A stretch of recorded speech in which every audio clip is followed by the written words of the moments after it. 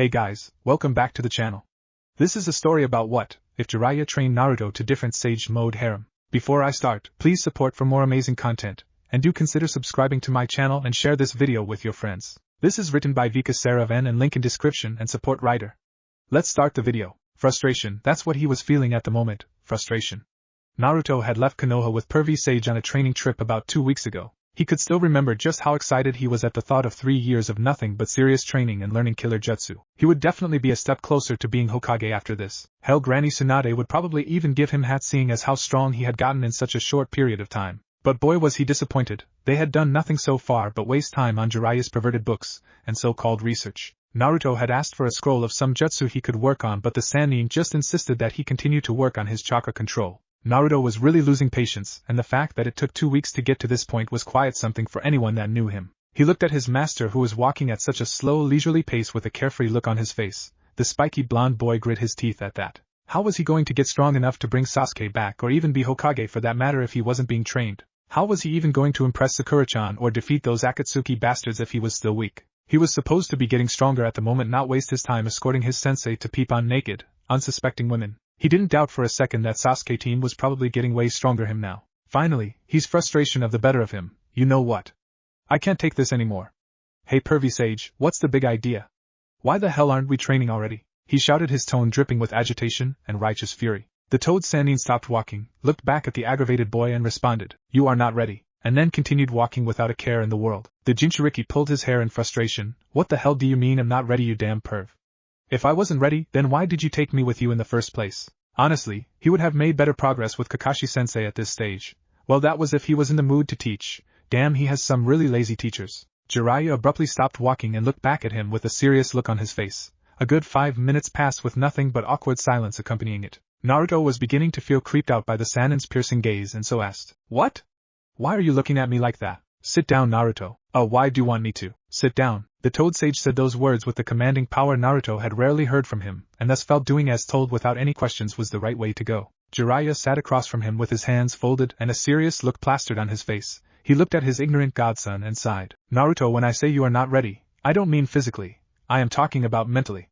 I don't think you're mentally ready to be trained seriously, Naruto," he said in a firm tone. The Jinchuriki looked at him with curiosity. "What do you mean I'm not ready mentally, Ero Sennin?"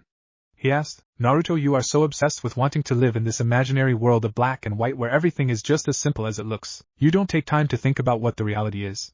You constantly ignore things that are right in front of in search of your own fantasies, and that's something I am not going to tolerate from any apprentice of mine," the Sannin explained. Seeing the blonde's confused look still on his face, the Toad Sage decided to elaborate further. "Alright, let's talk about your teammates for a minute, starting with your precious Sasuke-chan." When he saw the young boy adopt an apprehensive look, Jiraiya couldn't help but sigh again. This boy and his bonds, he thought. "Tell me, why do you want to get back so much?" "Well, because 1, he's my friend, 2, I promised Sakura-chan that I would, and 3, he's lost, and he needs someone to bring him back to the good side," the blue-eyed blonde quickly responded with conviction. "Do you think he ever felt the same towards you and your other teammate?" "Of course he does." "Oh really? You once told me that you wanted to surpass Sasuke because he always said that you were the dead last, and thus would get in his way, right?" Jiraiya asked, and when he saw the younger boy nodding his head in confirmation, continued, "So Sasuke didn't like you when you were strong, but when showed progress and growth, he challenged you to a fight to put you down and in your rightful place as dead last." "That's not exactly what happened." "Why did he leave?" "He felt he wasn't getting stronger in the Hidden Leaf and that Orochimaru team offered him the power that he craved." "Not getting stronger?" Jiraiya questioned, stroking his chin with a bit of wonder and curiosity on his face. "Did you know that the Chidori is one of the most powerful A-rank jutsu in the elemental nations, an assassination jutsu capable of destroying an opponent with 1 perfect shot?" the Toad Sage asked the boy. "Yeah, I know just how powerful it is," the Jinchuriki said, holding his chest. He still remembers just how it felt to have the lightning jutsu drove into his chest. Sometimes he even dreamt about it. "And I hear he was taught many fire jutsu as well as having a fully matured Sharingan, right?" "Yes." "Are you seriously telling me that having all those jutsu in his arsenal plus more in just the space of 6 months did not make Sasuke one of the most powerful, if not the most powerful genin in the elemental nations?" asked the Sannin. "Well, or he wants to be strong enough to defeat his brother, and Orochimaru is going to train him so well that he will be able to defeat an S-rank shinobi within the space of 6 months. Damn it, Ero Sennin, you don't understand." No, you don't understand. You claim this person is your friend and that he is just lost. But look at the facts, Naruto. Everything points to the contrary, said Jiraiya in a serious tone. He doesn't like you when you are weak but then resents your growth. Nobody in the village told Sasuke not to chase after his revenge, or even refused to train him for it, but for some reason he decided that there was no value in staying with those that cared about him, and would help him achieve his goals. He went and offered himself to a very dangerous criminal that is known for performing disgusting experiments on helpless people. How sure are you that he won't follow the same footsteps? Hey!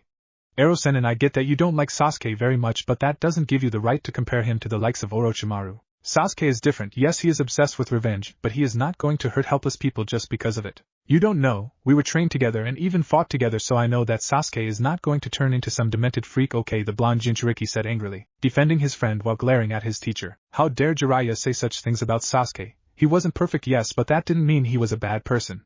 He honestly didn't like where this conversation was going. The Toad Sage gave a humorless chuckle. He was really amused at this kid's stupidity sometimes. He definitely didn't get his intelligence from Minato, that much was certain. Naruto, I was Orochimaru's teammate. I fought with him, fought against him, we played together, trained together, ate together. If anything, the third preferred Orochimaru as a student more than Tsunade and I. Orochimaru was the third's prized student, he told his clueless student. The blue-eyed Jinchuriki's eyes went wide at hearing that. That was the last thing he was expecting to hear. Aji-san preferred to train Oro team? That's just like Kakashi and Sasuke, so you finally understand now. Orochimaru was my best friend Naruto.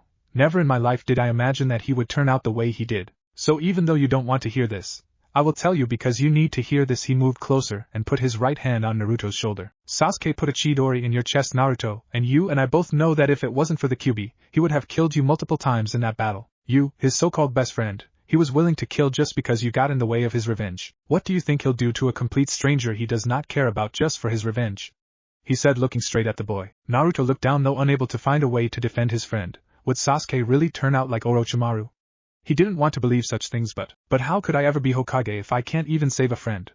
Naruto asked his master. Have you ever been at the shinobi cemetery? Yeah. Do you know how most of those shinobi died? On missions, Kakashi-sensei says they are part of a group labeled Kia, which stands for Killed in Action, he responded. Well, the Hokage is the one that sent them all on those missions, Naruto. Sometimes they knew that the chances of survival were minimal, and some of those people were friends, relatives, or even neighbors of the Hokage, but they did it anyway. Being Hokage doesn't mean that you can save or protect everybody, Naruto. If that's what you think, then you better get used to disappointments, because it's not possible, explained the legendary shinobi. The younger shinobi continued to look down while thinking about what he has been told. He didn't think his desire to save would be tested like this before. What was he supposed to do now? He didn't think he was capable of abandoning his brother to the wolves, but isn't this what Sasuke wanted? Look, Naruto, I'm not telling to give up on saving your friend. All I'm saying is that you should be careful with the people you want to associate with. Just because he's your first friend doesn't mean he's a good person. Trust me, I should know. So then what am I supposed to do, Ero-senin? Asked the boy for the first time in his life, doubting his own conviction. Truth be told, that's your choice to make, Naruto. I just don't want you to make a choice simply because you choose to be blind yourself to certain things. My advice, think about it long and hard, replied the white-haired man. Okay, good, now let's talk about your other teammate. Naruto visibly flinched at hearing that. Was he going to get another slap to the face by reality? She's the one you claim to love, right? Asked Jiraiya with an amused look. Hey, I don't claim to love her. I do love Sakura-chan, responded the Jinchuriki with an offended look. Jiraiya face-palmed his forehead, remembering this scene all too well. Young love, so simple, so naive, so stupid. Really? Why do you love Sakura-chan then? Asked the Toad Sage with his arms folded. Naruto gave his customary smile at that question, finally something he could easily respond to. He brought his hand up, showing Jiraiya all 5 fingers, and then started picking them out as he gave a reason. 1, she's smart. 2, she's cute. 3, she's strong, or scratch that. 3, she's competitive. 4, she's damn it. I just love her, okay. Jiraiya laughed at his godson, earning a mean glare from him. Damn, this scene was all too familiar. He has had this kind of conversation with his sensei Hiruzen Sarutobi way too many times. Okay, so there's no concrete reason. You just love her, but let me ask you this. Do you really think she is right for you, Naruto? He asked his really dense student. Of course I do. I mean, I know she has a thing for Sasuke at the moment, but I will make her fall in love with me someday, responded the Jinchuriki with his confidence back in full force. It's nice that you're confident about that, but that's not what I asked. It's easy to fall in love, Naruto, but that doesn't mean the person you love is right for you. I've seen the way she treats you and interacts with you most of the time, and truth be told, that's not someone who is interested in you at all, said the Sannin sagely. Naruto was deflated once again at hearing that. Damn, what was wrong with this day? Usually he would dispute anyone challenging his beliefs and capabilities, but this time felt different. Could it be that his subconscious already knew this, but he simply decided to ignore it? Naruto, nobody is telling you give up on your love. If you feel that your love is real and it's strong enough to handle all the heartbreaks and rejections, then by all means, go for it. I know I have. I just don't want you to miss a great opportunity with a great girl that really loves you. You deserve to be happy, the self-proclaimed super pervert said, trying to cheer up the boy while also giving him some good advice. Naruto stayed quiet, looking like he was contemplating saying something but showing a saddened expression that was quite rare. But after a minute of complete silence, he finally decided to voice his thoughts. What if nobody will ever love me that way, Ero-senin?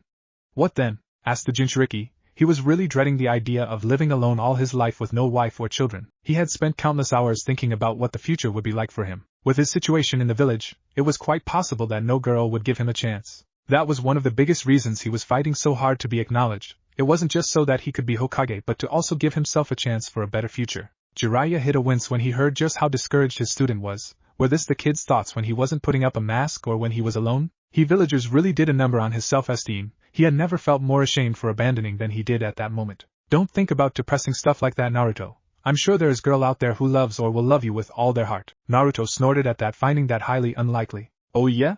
Like who? I don't know. Tell me about all the girls that you know very well. Okay.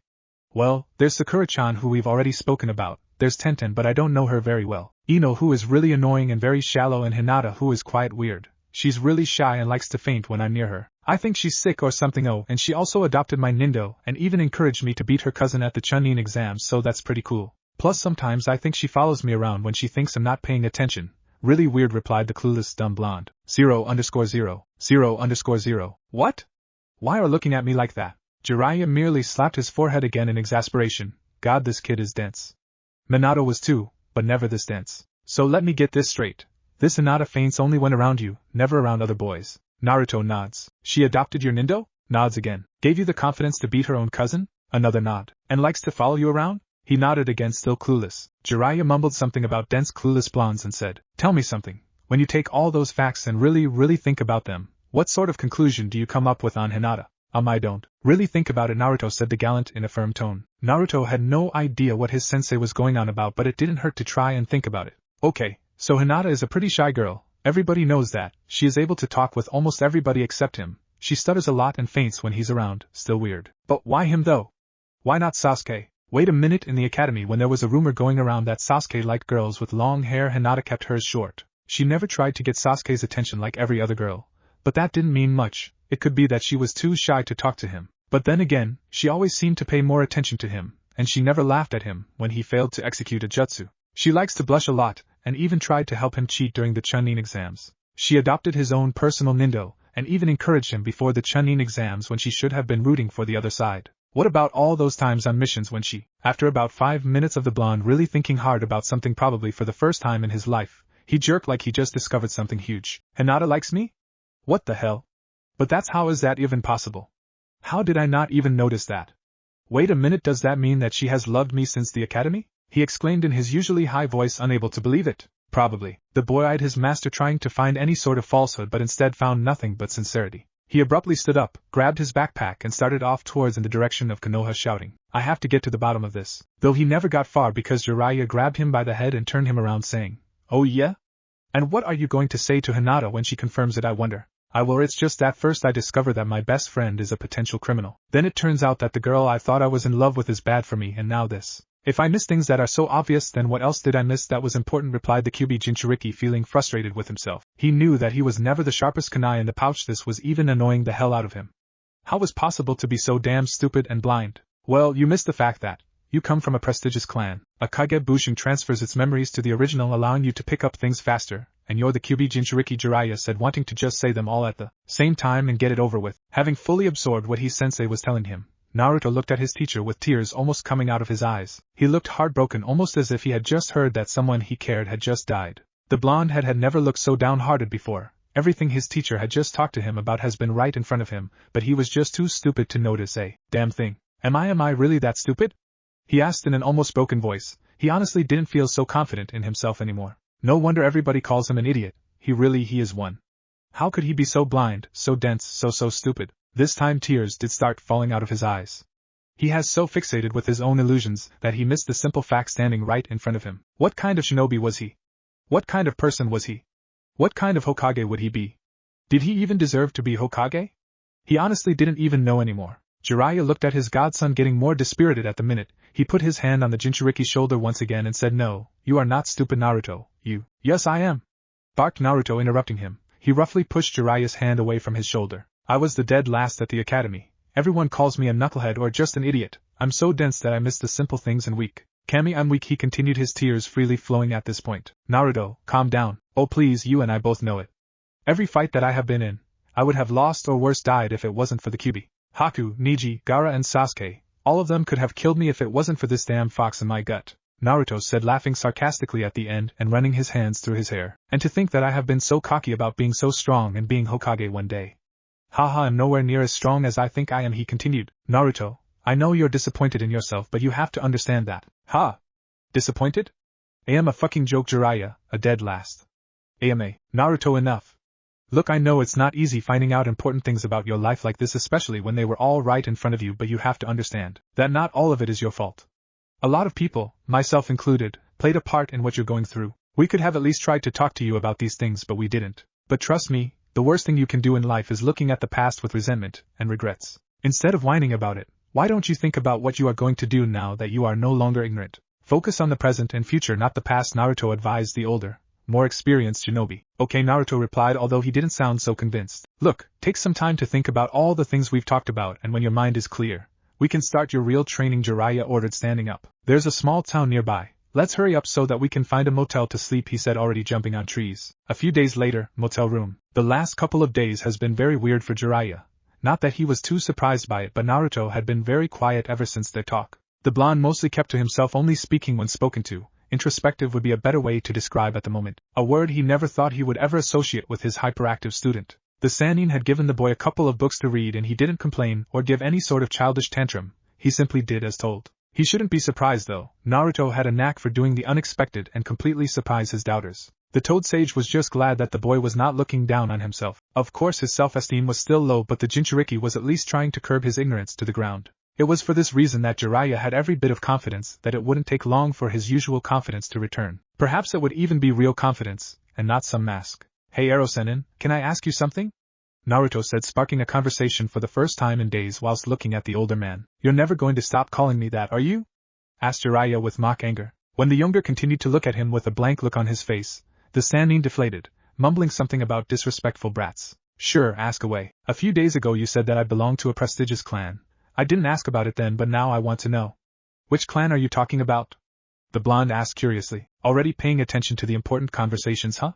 Well, good for you, you're learning. Naruto gave a small smile for the praise. Well, you see, the spiral symbol on the back of your clothes and Konoha shinobi uniforms is the symbol of the Uzumaki clan, a powerful, peace-loving clan that excelled in the sealing arts and also possessed strong chakra and even stronger life force. They were the only clan in the elemental nations that had their own village. The village hidden in the whirlpools, and they were Konoha's closest ally. That's why we wear their symbol on our backs. To honor their memory, the Sannin explained. Well, what happened to them?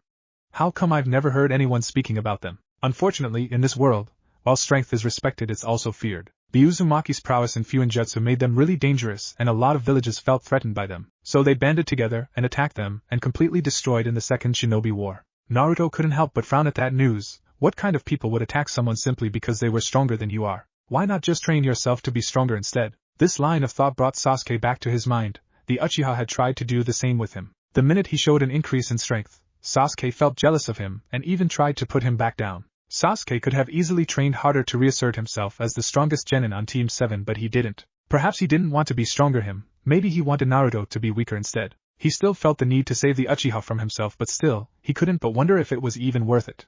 He was going to deal with the Sasuke issue, that's for sure. Listen, Gaki, I'm sorry that you lost your clan before you even got to meet them, but this should teach you just how cruel the shinobi world really is. Villages do not care about how righteous you are, they only care about strength and how much of it you have. Shinobi villages, especially the Big Five, don't like the idea of any small village rivaling their dominance in the elemental nations. But they did nothing wrong to them. How can anybody be that cruel? How can anyone wish to destroy an entire village simply because they're good at something? The Jinchuriki said with anger, unable to wrap his head around what he has just heard. That's how it is, sad but true.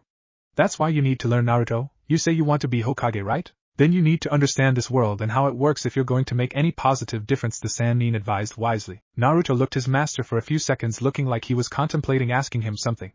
It seemed that look did not go unnoticed by Jiraiya as he asked, "What is it? Do you really think I can do it? Hokage, I mean, do you really think I can be Hokage?"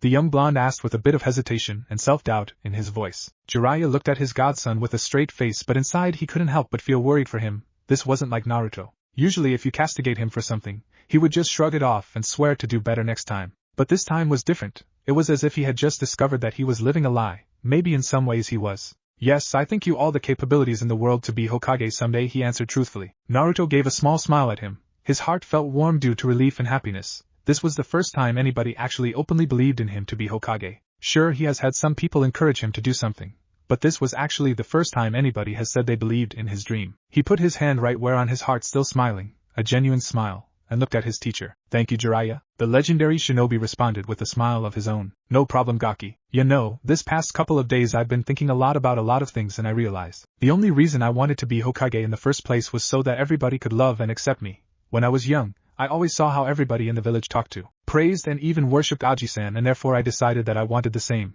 I thought being Hokage would get me the same treatment, the blonde said, giving a bitter smile thinking about his idiocy. You know, other than protecting the village, I have no idea just what the Hokage does, he finished. What about now? I don't know.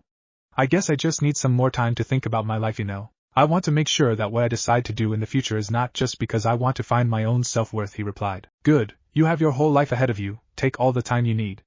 Just remember that I'm here for you for whatever you need. The spiky blonde nodded in response. Hey, I just realized that you said that my clan had its own village and was destroyed way before I was born. Then how did I end up in Konoha? Naruto asked, hoping it would finally reveal something about his parents. At that, Jiraiya's demeanor changed to nervousness all of a sudden. He knew where this kind of conversation was going. In fact, he had been dreading it ever since he met the kid. Well, you see, since the Uzumaki clan were allies of the Hidden Leaf, they helped each other in everything.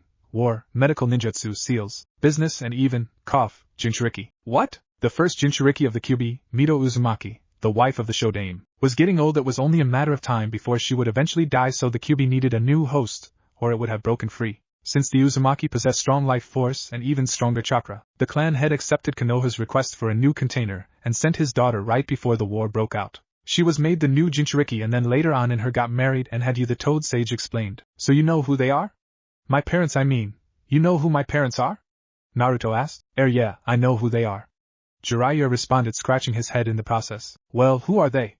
The Jinchuriki asked with uncontainable excitement in his voice. The self-proclaimed super pervert laughed nervously, not knowing how his godson will react to his response. Haha, Minato Namikaze and Kushina Uzumaki. What? I didn't hear you. Your mother was Kushina Uzumaki, a very beautiful, you know, I just realized, you have some insane pedigree. Jiraiya, the white-haired man, sighed. He might as well get it over with. Your mother is Kushina Uzumaki, a very beautiful, very wild hurricane. Honestly, that woman was as scary as she was beautiful. Anyway, your father is someone you know very well, someone the entire elemental nations knew and feared. He's a war hero, and he was also my student, a student I loved like a son. Minato Namikaze, he finally said. Naruto's eyes widened at this. What the hell? Minato is. Are you telling that my father is the Yondaime? Yeah. What? He really believed it. How could it be possible? The Yondaime was the most famous shinobi in the world. A village hero, the Yondaime is the shinobi. But what the fuck? How many people know about this? Naruto asked with a piercing look at his teacher. Naruto, how many? Sensei, Tsunade, the council, Kakashi, possibly more. So you all knew but not a single person wanted to tell me? The Jinchuriki asked with so much venom in his voice. In fact, he was so angry that his eyes had now turned to slits. Naruto, come down. Fuck that, you bastards knew who I was, who my parents are all along, but just decided to ignore it and pretend like you don't know anything. The Jinchuriki angrily shouted, his teeth, nails and whiskers becoming more elongated and sprouting a single tail of the Kyuubi's chakra in the process. Naruto, calm down, Jiraiya said, walking towards the boy with a restraining seal on his hand. For so long I have wanted to know who gave birth to me, which family I belong to, anything at all that gave me an identity. Anything that didn't make me feel so damn alone, and it turns out everyone else knew all along. You all knew who I was but decided not to tell me. You were laughing and smiling at me, but behind my back you were spitting at me and laughing at me. Barked the blonde, going on all fours, bloodlust leaking out of him. Naruto, you have to listen to. I'm gonna kill you! The Jinchuriki shouted, lunging at his godfather. Fortunately, the Sannin was prepared for this as he quickly dodged his student's onslaught, and then quickly shunned Shine next to him and slapped the restraining seal on his forehead. Naruto tried to take the seal off, but Jiraiya was already holding firmly on the motel floor while the seal did its job. This struggle lasted for about a minute until all the Kyuubi's chakra was absorbed by the seal. Naruto, I'm sorry you have to find out this way, but you have to understand. We did it for your own good. Your father had too many enemies. If anyone would have found out who you were, you would have been killed long ago, Jiraiya said, trying to calm down his student. Great, that explains why you didn't tell everyone else. I'm more concerned about why you didn't tell me. You didn't trust me. You all kept me in the dark about my mother, father, clan and heritage simply because you all didn't trust me. Jiraiya gave his wayward godson a deadpan look, responding in the same vein. Really, are you really surprised? I'm not trying to offend you, but you are not really the quietest person in the world, Naruto, plus you have been trying to get the village's attention since you were 5. Are you seriously trying to tell me that you wouldn't have told them about your relationship with Minato during your many attention-seeking activities? Naruto kept quiet, chose not to respond. As much as he hated admitting it, he knew that Jiraiya had a point. He wouldn't have wasted any time telling people that Minato was his father. He would have probably stood atop the Hokage monument and shouted it at the top of his lungs. The white-haired Sannin sighed, looking at his godson. Man, this kid's life was so fucked up. If the circumstances were different, nothing would have been kept from you. Trust me, Minato knew what he was doing when he made the decision to make you a Jinchuriki. But when he did it, he hoped that you would be seen as a hero, a jailer of the Bijou that had almost destroyed the village. Naruto snorted and responded sarcastically with a bit of bitterness in his voice. And we know just how well that turned out. What a genius. Jiraiya hid a wince. He couldn't say he was surprised by the resentment he could see on his student's face. Even though he didn't intend for it to happen this way, Minato was the one who got all the praise and adoration, while his son got the short end of the stick. Man, this is going to be a long couple of days. Can you take me there? Where my mother was born. I want to see it, the blonde Jinchuriki said to Jiraiya, bringing out of his thoughts. The Sannin responded with a big smile, thankful for the change in subject. Sure thing, Gaki. We'll start off early tomorrow. This little village has some really blessed and talented babes. I want to do some more research tonight, said the super pervert with a lecherous grin. Naruto gave his master a disgusted look. I hope one of them gives you syphilis and herpes. They can try. As Jiraiya was about to go out of the room, the Jinchuriki stopped him, showing a face that said that he wanted to ask something really important. What is it, Gaki? One last thing before you go. Why did you choose to train me? I mean, I know you trained my father and all, but that doesn't necessarily mean you are obligated to train me as well. So why are you really training me, Jiraiya? Asked the cerulean blue-eyed boy with curiosity on his face. Oh fuck. Jiraiya suddenly found himself in the same situation he was in just a few minutes ago. This kid is going to surely kill him this time. Well, at least he couldn't say that he didn't deserve it. Do you remember when I said that I loved Minato like a son? The toad sage asked with nervousness and a bit of fear in his tone. The Jinchuriki nodded, and he continued. Well, it turns Minato and Kushina reciprocated those feelings because when they were expecting you, they named me your godfather. What? End chapter. Chapter 2. So this was his ancestral home? The place where his mother, grandparents, cousins, uncles, his entire clan lived. His body trembled slightly as he took a few steps away from Jiraiya. At this point, the Kyuubi Jinchuriki hadn't even registered his presence. He was simply overwhelmed with emotions at seeing what was left of his clan's home. It seems going to Konoha had saved his mother's life. Naruto couldn't help but imagine what it could have been like if he grew up in this place, the place where he wouldn't be an outsider, an outcast or a demon brat as some would call him.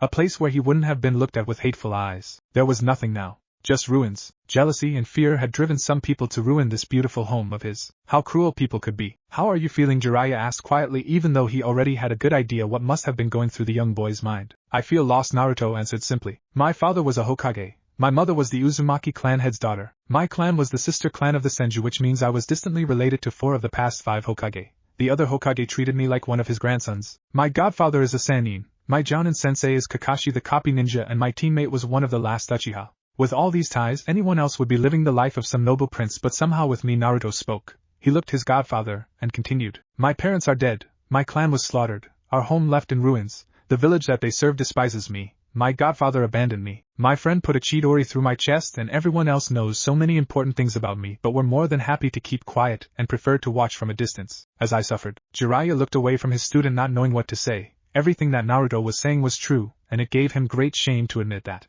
He could have easily given him a happier childhood free of loneliness, depression, and scorn. But he didn't. His cowardice prevented Naruto from getting everything he deserved. Kushina and Minato must have been rolling in the graves with anger and hatred. The Toad Sannin looked away from his student with deep regret and shame in his heart.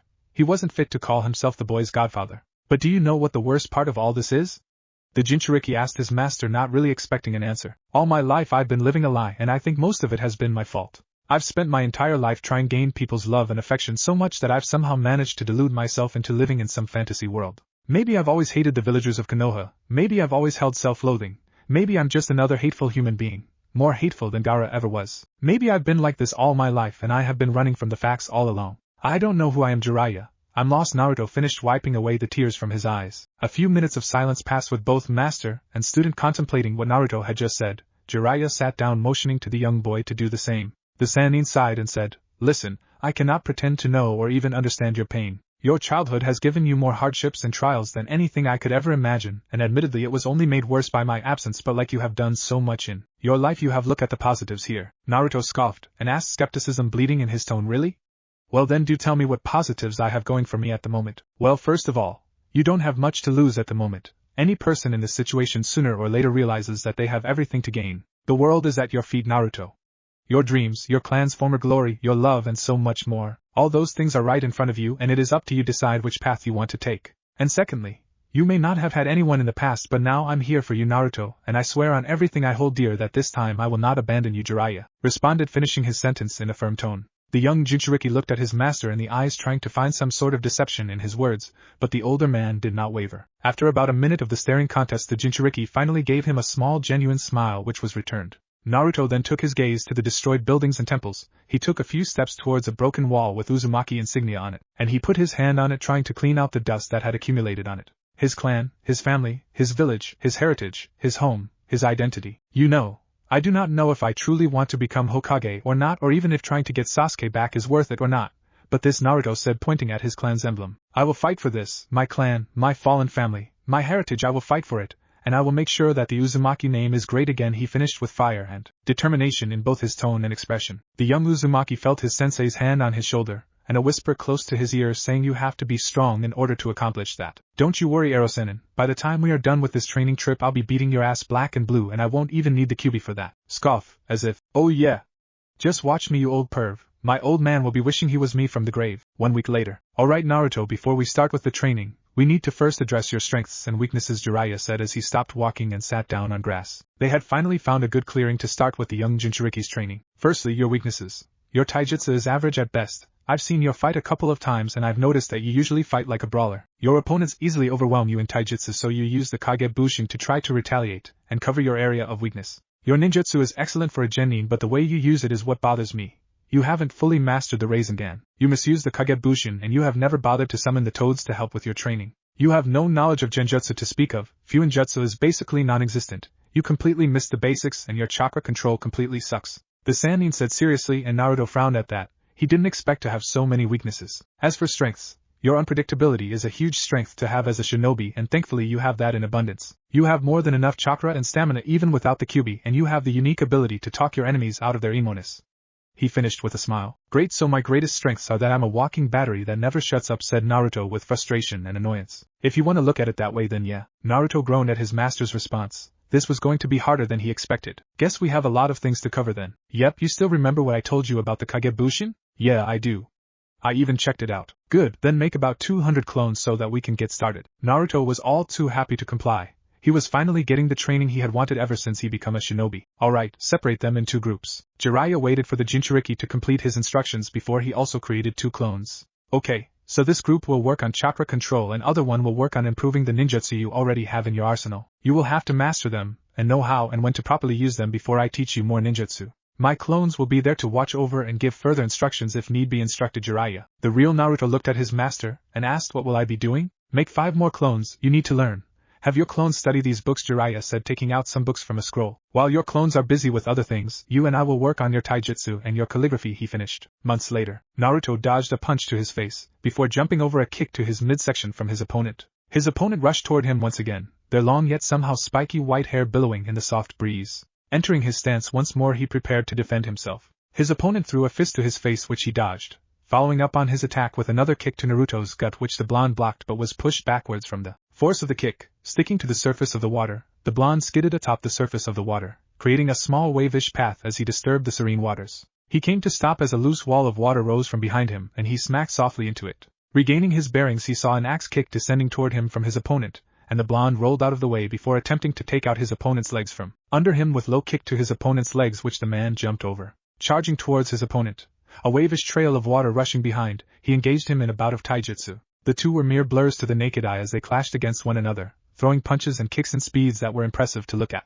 Naruto twisted his body in a 180 turning motion as he sent a roundhouse kick to his opponent which was blocked, before following it up with another long kick which connected with his opponent's chest, albeit with the metal armor covering them taking the brunt of the attack. His opponent responded with a knee to the gut and a kick to the face of the blonde which he blocked with both his arms. Leaping backwards to put some space between himself and his opponent, Naruto assessed the situation. Currently he and Jiraiya were sparring atop the water and the blonde was looking a little worse for wear. He was bruised, battered and starving, but the latter could wait. The weights he was wearing didn't help either, as they made it difficult for him to move faster and restricted him. He was panting harshly, a river of sweat flowing down his face, showing the exercise was making him work up a sweat. It had been 5.5 months since his training with Jiraiya had begun, and it had only intensified by the day. With each day his perverted sensei would add a new obstacle or a crazy rule that would put him at a disadvantage or handicap him, like the one they were doing now, for example. The man had decided to add weights to his clothing, and right now the blonde was fighting not only the redhead but was fighting with every muscle fiber in his body to prevent himself from sinking into the cold water below him. This was another one of Jiraiya's self-created training exercises where he had to stand and spar atop the water while wearing 150 pounds weighted metal plates all over his body. Although it was troublesome, the effects and results of this particular exercise were extraordinary and astonishing and well worth the trouble. It not only improved his chakra control significantly, but went a long way toward increasing his speed, endurance, strength, and the blonde himself was quite pleased with how far he had come from just the basics of physical training. That, though, didn't mean he neglected his studies, spiritual and cognitive training. No, he read every book and scroll he could get his hands on to improve his grammar and vocabulary, and Jiraiya also dedicated some of his time toward teaching him calligraphy, and the blonde recognized that the efficiency, control, calamity and elegance that went into the art calmed him down significantly. Naruto dodged his opponent's punch, retaliating with one of his own which connected with his opponent's face, and instead of having them reeling on the ground in pain, they simply puffed out of existence in a cloud of smoke. The blonde was praising the genius which had developed the jutsu. Whether used by his opponent or not, he could not deny the fact was arguably the greatest jutsu ever created. Unlike the Bushin no Jutsu, which had been a bane of his existence in his short time in Konoha's academy, this jutsu favored high chakra usage and practically no chakra control at all.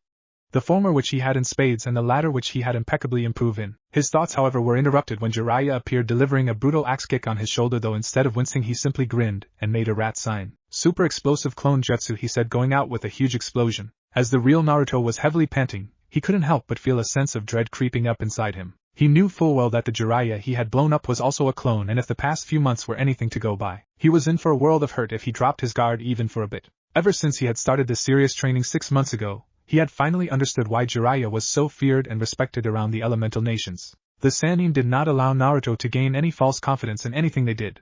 He would tear down the Jinchuriki piece by piece, give him a brutal beatdown, and admonish him for making foolish mistakes. All in all, Naruto had finally understood that if Jiraiya was taking anything serious, mediocrity was not accepted. All of a sudden Naruto felt his feet being dragged down deep underwater. He tried to fight it off but was given a brutal uppercut for his troubles, sending him flying upwards. He quickly formed a Rasengan in his right hand, knowing that Jiraiya would appear. Just as he predicted, the Sannin appeared above the Jinchuriki, and quickly caught the hand holding the A-rank jutsu. The man punched the boy in the stomach brutally, making him spit out some blood, then pummeled him to the ground. The power of the attack was enough to send Naruto crushing back into the water. "That's enough for now," Jiraiya said with a small smile, obviously happy with his student's progress so far. 2 years later, Naruto jumped back, avoiding Jiraiya's punch, which crashed into the ground, creating a small crater. Naruto dashed towards while the Sannin's fist was still planted on the ground. He swung his right foot, attempting to land a kick on Jiraiya's face. Jiraiya sensed the attack and looked up. He positioned both his hands and blocked the kick. The kick had so much force that it pushed Jiraiya back, and made him wince. Naruto continued his assault by raising his other foot. He swung it, and attempted a roundhouse kick at his opponent. The kick came at Jiraiya with so much speed that he could not avoid it. His hands were still recovering from Naruto's previous kick. He only managed to bring out one hand to block the kick. It was not enough, as the kick sent him flying. Naruto did not give Jiraiya time to recover as he appeared above him. He applied wind chakra to his fist, preparing for a bone-cracking punch. He punched Jiraiya to his chest, sending him crashing down like a bullet. As soon as Jiraiya hit the ground with a loud crash, Naruto noticed that there was something wrong. Jiraiya was too powerful and experienced to be caught that easily. Genjutsu? Naruto thought to himself.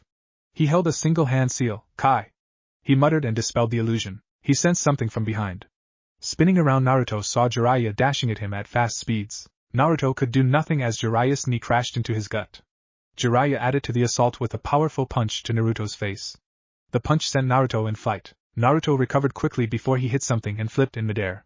He landed on the ground in a crouched position before standing up and looking at Jiraiya impassively. "It seems I'm still having some trouble with Genjutsu if I was caught that easily," Naruto stated. Jiraiya nodded. "You are getting good at detecting it though," he commented.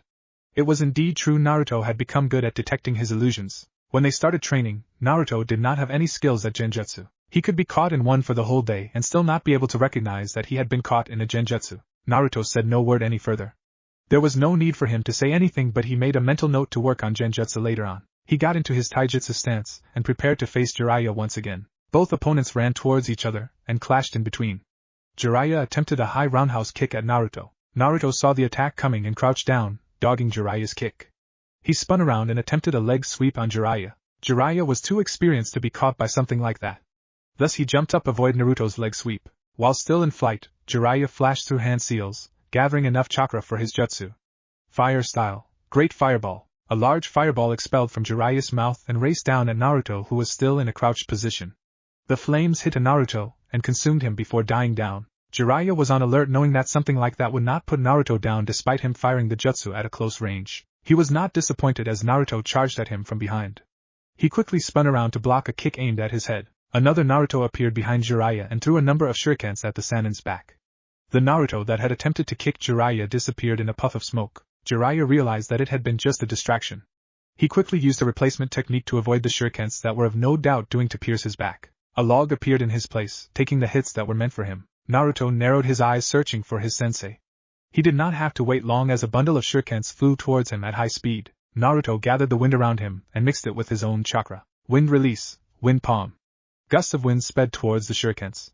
The two attacks met, and Naruto's jutsu propelled the shurikens away from Naruto. The gusts of wind continued to make their way towards Jiraiya, who simply leaped away. Naruto went through a number of hand signs.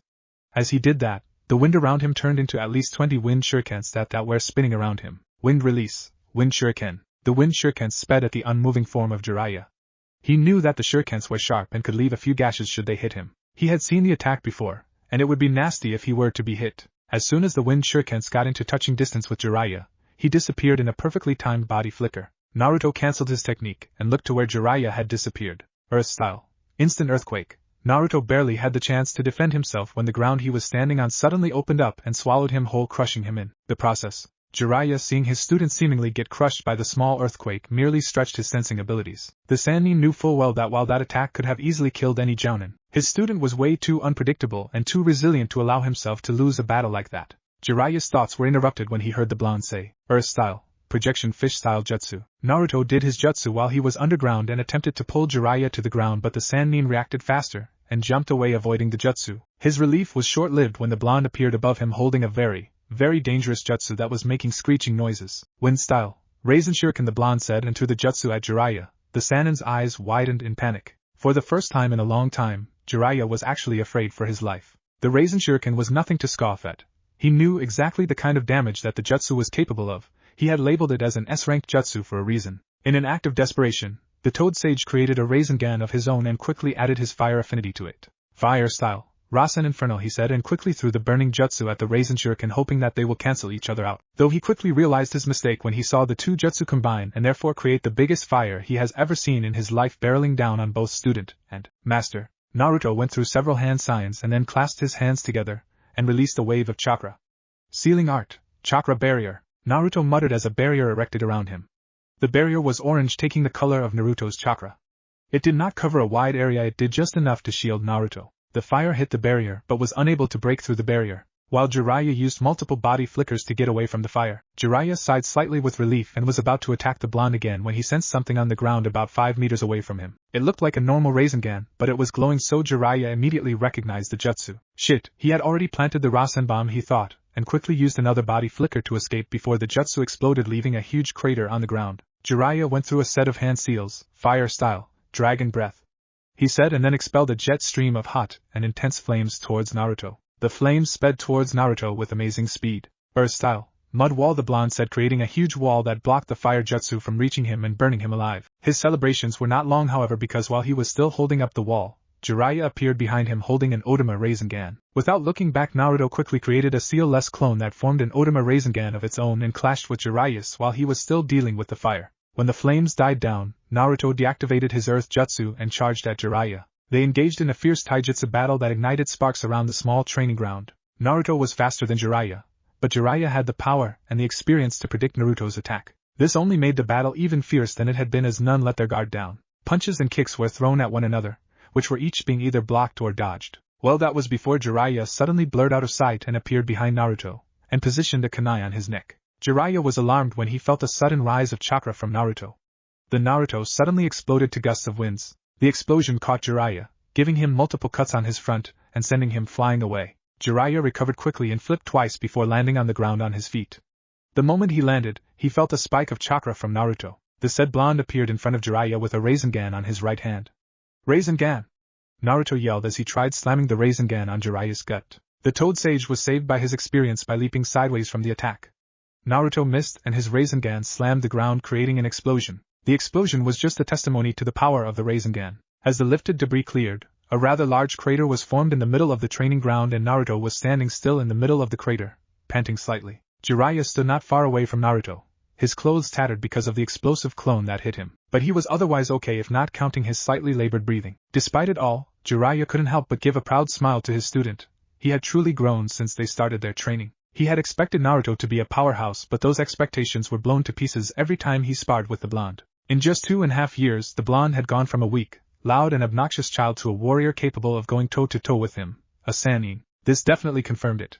He was the greatest shinobi teacher of all time. Nobody, not Orochimaru, or Sarutobi, or Hashirama or even Tobirama could claim to be better than him at this. I mean, sure Sarutobi had taught the 3 Sannin, but he taught a Rinnegan wielder, the Yellow Flash and another S-rank shinobi in the making. He would bet anything that Naruto would not only surpass his father but he would also achieve more for the world than anyone would even imagine. Alright Naruto, that's enough for now. The Toad Sage said, walking towards the blonde. When he was within an arm's length of the boy, he put his hand on the boy's shoulder and gave him a warm, proud smile. I am proud of you. A week later, Mount Maiboku. So this is where all the toads live? Naruto asked, looking around with fascination. Never in his life had he ever imagined that the toads were living in such a beautiful land. Amazing, isn't it? Jiraiya said, knowing exactly what the Jinchuriki was thinking. Why yeah, I mean wow. So this is the Naruto I have heard so much about. Naruto heard someone say, and when he turned his eyes to the source of the voice he was surprised to find 2 short yet old-looking toads staring at him. Who are you? Well, please excuse my manners. This is Shima-chan and my name is Fukasaku and I'm going to teach you Sage Mode, the now identified Fukasaku said. Pa, I will go get some food for Naruto-chan. He has to taste my delicious food before he begins his training, Shima said, looking at her husband. Fukasaku just nodded. He did not want to deal with his wife now. Naruto was more important. Follow me, Naruto-chan. Naruto crouched out of the small house and followed Fukasaku. They went to a clearing, which had statues of large toads. Naruto just walked over, enjoying the cool breeze that washed over him. The air around him was enjoyable and not the same as the air he breathed at the hideout. The air at Village of the Toads felt natural. Fukasaku ordered Naruto to sit down while he stood staring at the blonde with a serious look on his face. Before I even begin to teach you Senjutsu you have to know the risks, he said, making Naruto raise a brow. Learning Senjutsu requires you to absorb chakra from nature and balance it with your own physical and spiritual energy. The chakra you absorb from nature is extremely powerful.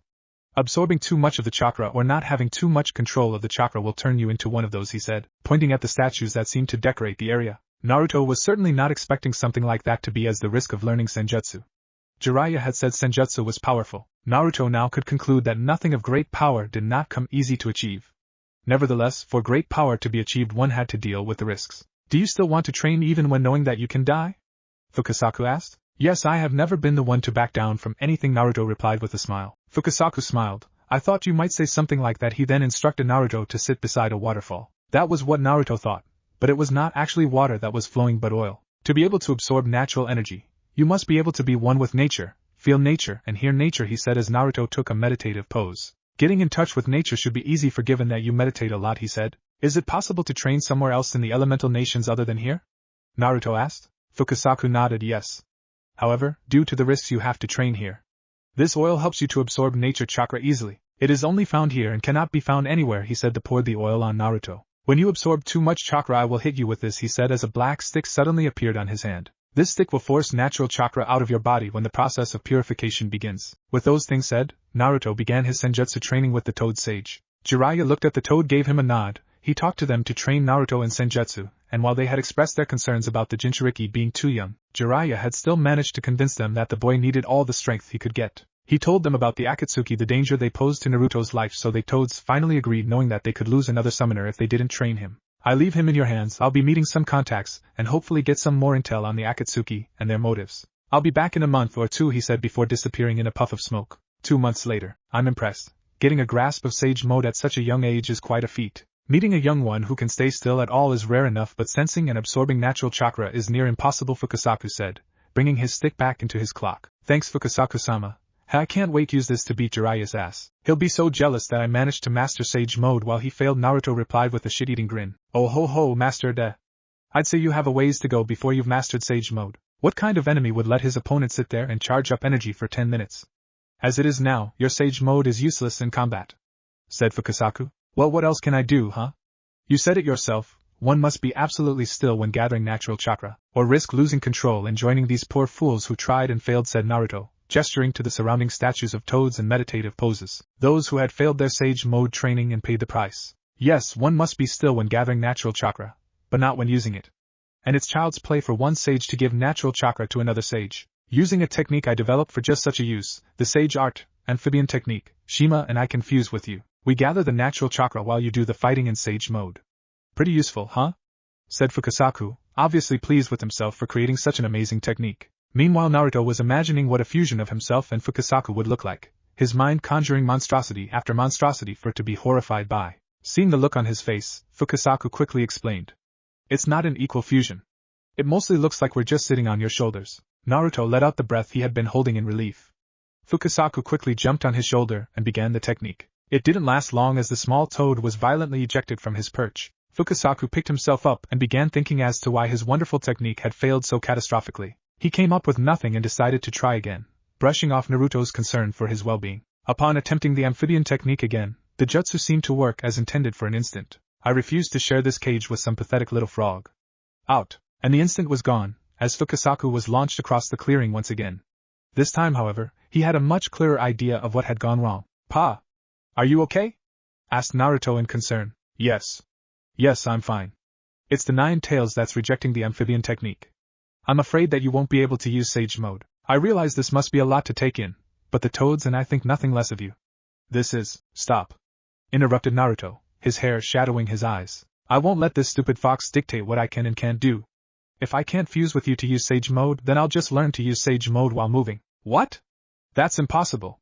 Gathering natural chakra, whose entire purpose is to be gathered while still, while moving, is impossible.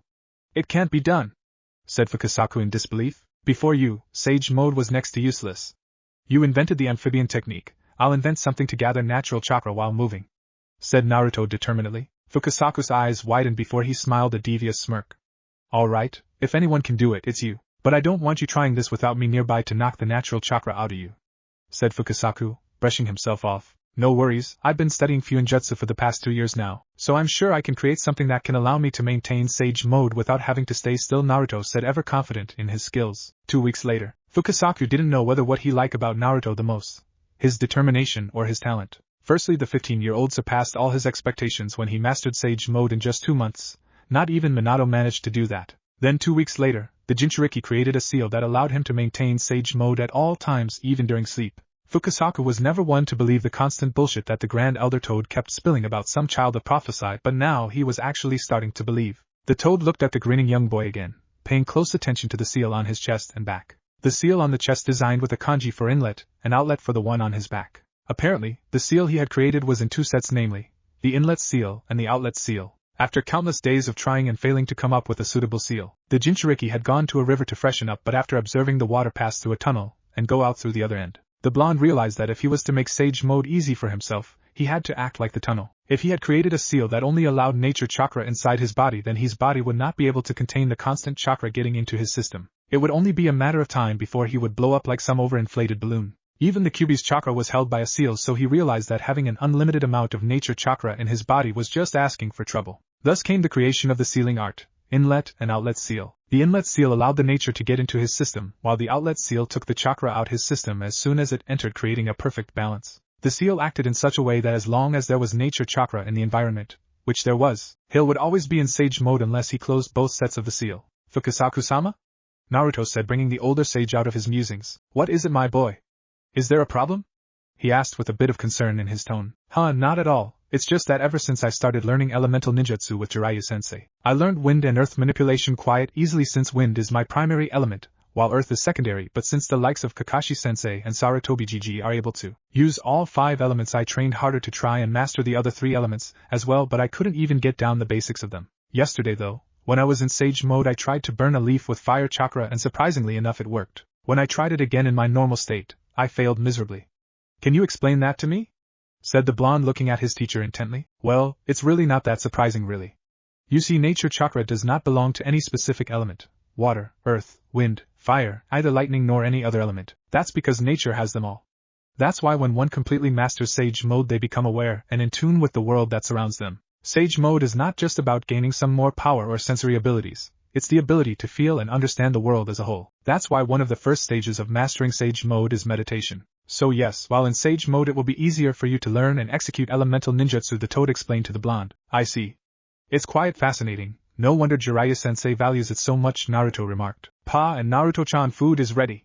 This time I cooked a lot cause I know that you two must be really hungry, Shima said, approaching master and student. While Fukasaku's face showed an excited grin, Naruto couldn't help but pray for Jiraiya's immediate return. He was really getting sick and tired of eating bugs and caterpillars all day. End chapter. The real and complete sage. Natural energy is energy that can be collected from the atmosphere and terrain. If one can collect the natural energy from around them and combine and balance it with the spiritual and physical energy that makes up their chakra, they can become sages, allowing them to use senjutsu and enter Sage Mode, due to it being the energy of the planet. If the world's natural energy is interfered with, powerful natural disasters ranging from earthquakes to tornadoes occur instantly. Mastery over such energy, whether mild or complete control, is an ability almost all shinobi would dream of having under their arsenal, but like all things that are truly worth possessing, it takes hardest of training sessions, the blood, sweat, tears, meditation, concentration, and pushing your body to the absolute limit, breaking those limits while creating new ones, and when it's all said and done, very few shinobi have ever managed to truly master senjutsu. Some shinobi were known to use jutsu that utilize nature energy, but that's not the same as mastering nature energy. In fact, out of the hundreds of shinobi that have tried to master senjutsu, only Hashirama, Jiraiya and Minato were known to have mastered the power of senjutsu, and even then the last two had never truly completely mastered it. All these facts though didn't seem so significant when Jiraiya looked at his latest student with wide eyes. Sage Mode, a technique that he had spent years upon years trying to fully master, a technique that Minato, a once-in-a-lifetime genius, could only use for less than 5 minutes, and yet his son, the so-called dead last of his class, had somehow managed to not only master senjutsu but also figured out a way to maintain it at all times. I see, can't believe it, the Sannin sage said, walking around Naruto in circles like he was trying to confirm that what he was seeing was real. Well, I'm just that impressive. Suck it up, Naruto responded smugly, still in Sage Mode. Honestly, he is yet to deactivate the seal since he created it. Impressive indeed. He has shattered all my expectations, and then some, Fukasaku remarked, standing next to the two summoners. Why yeah, he's managed to surpass me. It really is unbelievable, Jiraiya said, obviously agreeing with Fukasaku, while Naruto merely stood there soaking up the praise like a sponge. Damn right, Ero-sennin. I told you I'll be more powerful than you by the end of this training trip, he said. Ho ho, I said that you've surpassed me. That doesn't necessarily mean you're more powerful, Blondie. You're 100 years too young to hold a candle to my awesomeness. You want to test that, perv? The younger sage challenged. Fine. I've always enjoyed putting my foot up some wannabe's ass, but I'll particularly enjoy this one considering you'll have no excuses to give afterwards, Jiraiya said, already in a fighting stance. It goes both ways, sensei. Alright, enough you two.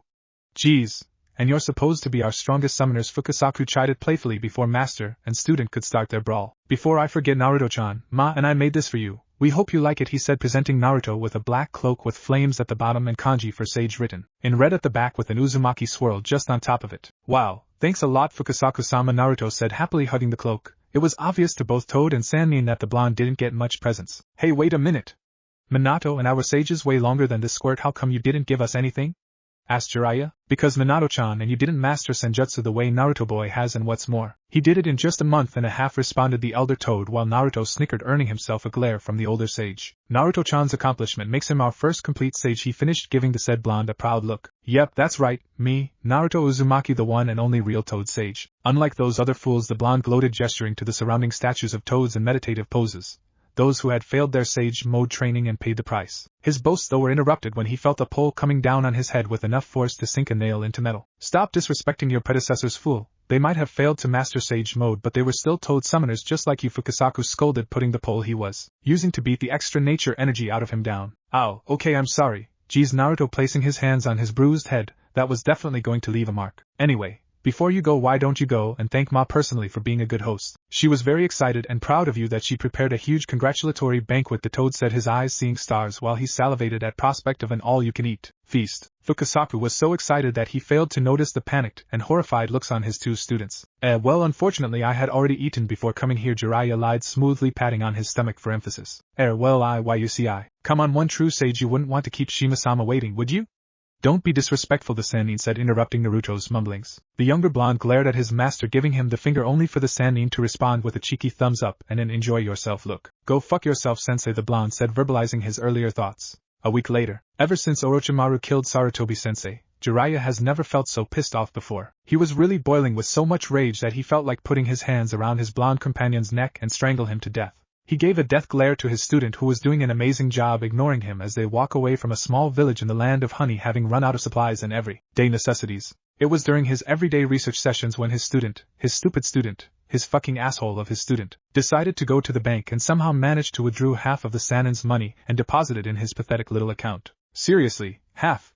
That's about 45 million Rio. Kaiges didn't have that much money in their account, not even Anoki, who has been in that damn sit for almost half a century. If he had only withdrawn $1 million or $2, the white-haired sage wouldn't have minded much, but 45 fucking million Rio. He looked at the direction of his student who was spotting an obnoxious grin, right then and there. Jiraiya was really tempted into smashing a Rasengan on the back of Naruto's stupid head. The silence went on for about 5 minutes until Jiraiya finally exploded. Why the hell did you steal so much of my money, you stupid brat? He shouted. Meh. 0_0.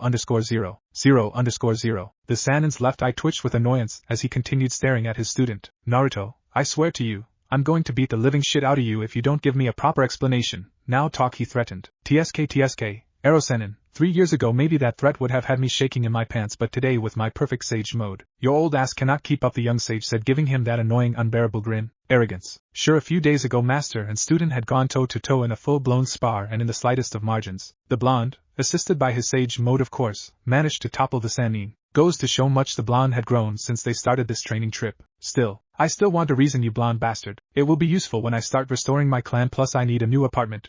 A real sage cannot live in such a place. Will you stop with the real sage bullshit? Heh, jealous sensei? Jiraiya merely mumbled about disrespectful arrogant brats as they continued walking. But did you have to get so much money? Half of that amount is enough for restoring 2 clans and more than enough for 2 whole lifetimes, the veteran shinobi said. Which should mean that it's more than enough for 1 perv, the student countered. I got a spy network to run. And whores to visit? Exactly. Well then, consider it punishment for taking a 15-year-old to a brothel as his birthday present. Honestly, how irresponsible can you get? Naruto scolded. Last I checked you enjoyed yourself immensely, Jiraiya retorted, giving his student a pervy grin. Naruto looked away from his sensei, his face containing a blush that would make Hinata proud. I'm a teenager with raging hormones, what the hell did you expect? Besides, that's really not the point, responded Naruto, making a silly excuse for himself. It's exactly the point. Making some pathetic excuses for yourself, especially when we both know just how much you enjoyed it, is quite retarded. Whatever, Erosenin, it's just that I'm still trying to figure out a way to properly deal with Hinata's feelings for me when we go back to Konoha, so you paying some random whores to flash their D-cup-sized titties at me is not helping things, said the Jinchuriki. There's nothing to worry about, Squirt. Just tell her to flash her tits to the one and only complete sage, and if you like them then she's as good as yours. Besides, from my experience, shy girls are quite freaky in bed, the Sanin said, whispering the last part of his sentence with a perverted giggle, obviously remembering something that would give even Orochimaru a bloody nose. I'm serious, you stupid perv, can you not think with your for once? Naruto angrily shouted, his face going red from the wanted images his brain was creating. Stupid hormones. I am being serious, and that face of yours is already clear proof that you're also thinking about it, said Jiraiya, his ever-existing smirk on his face. You're impossible. The two continued walking in comfortable silence for a few minutes, giving the Sanin time to really think about his godson's growth, and what is possibly awaiting him in the future. Akatsuki, the criminal organization he has been investigating for years without much success. For a group of shinobi who walked around in black cloaks and red clouds on them, information about their whereabouts and activities was rather scarce. That and the fact that they had a spy network much better than the older sage himself, making them a much bigger threat. Ever since he started investigating them, the only information he got was that they were only comprised of S-ranked shinobi. Orochimaru was once a member. Its other members are Itachi Uchiha and Kisame Hashigaki, and that they were targeting all the Jinchuriki. For what purpose? He had no idea. Why did Orochimaru leave? He had no idea. Who was their leader? He had no idea. Who were the other members? He had no fucking idea. It was honestly frustrating trying to find anything out about this organization.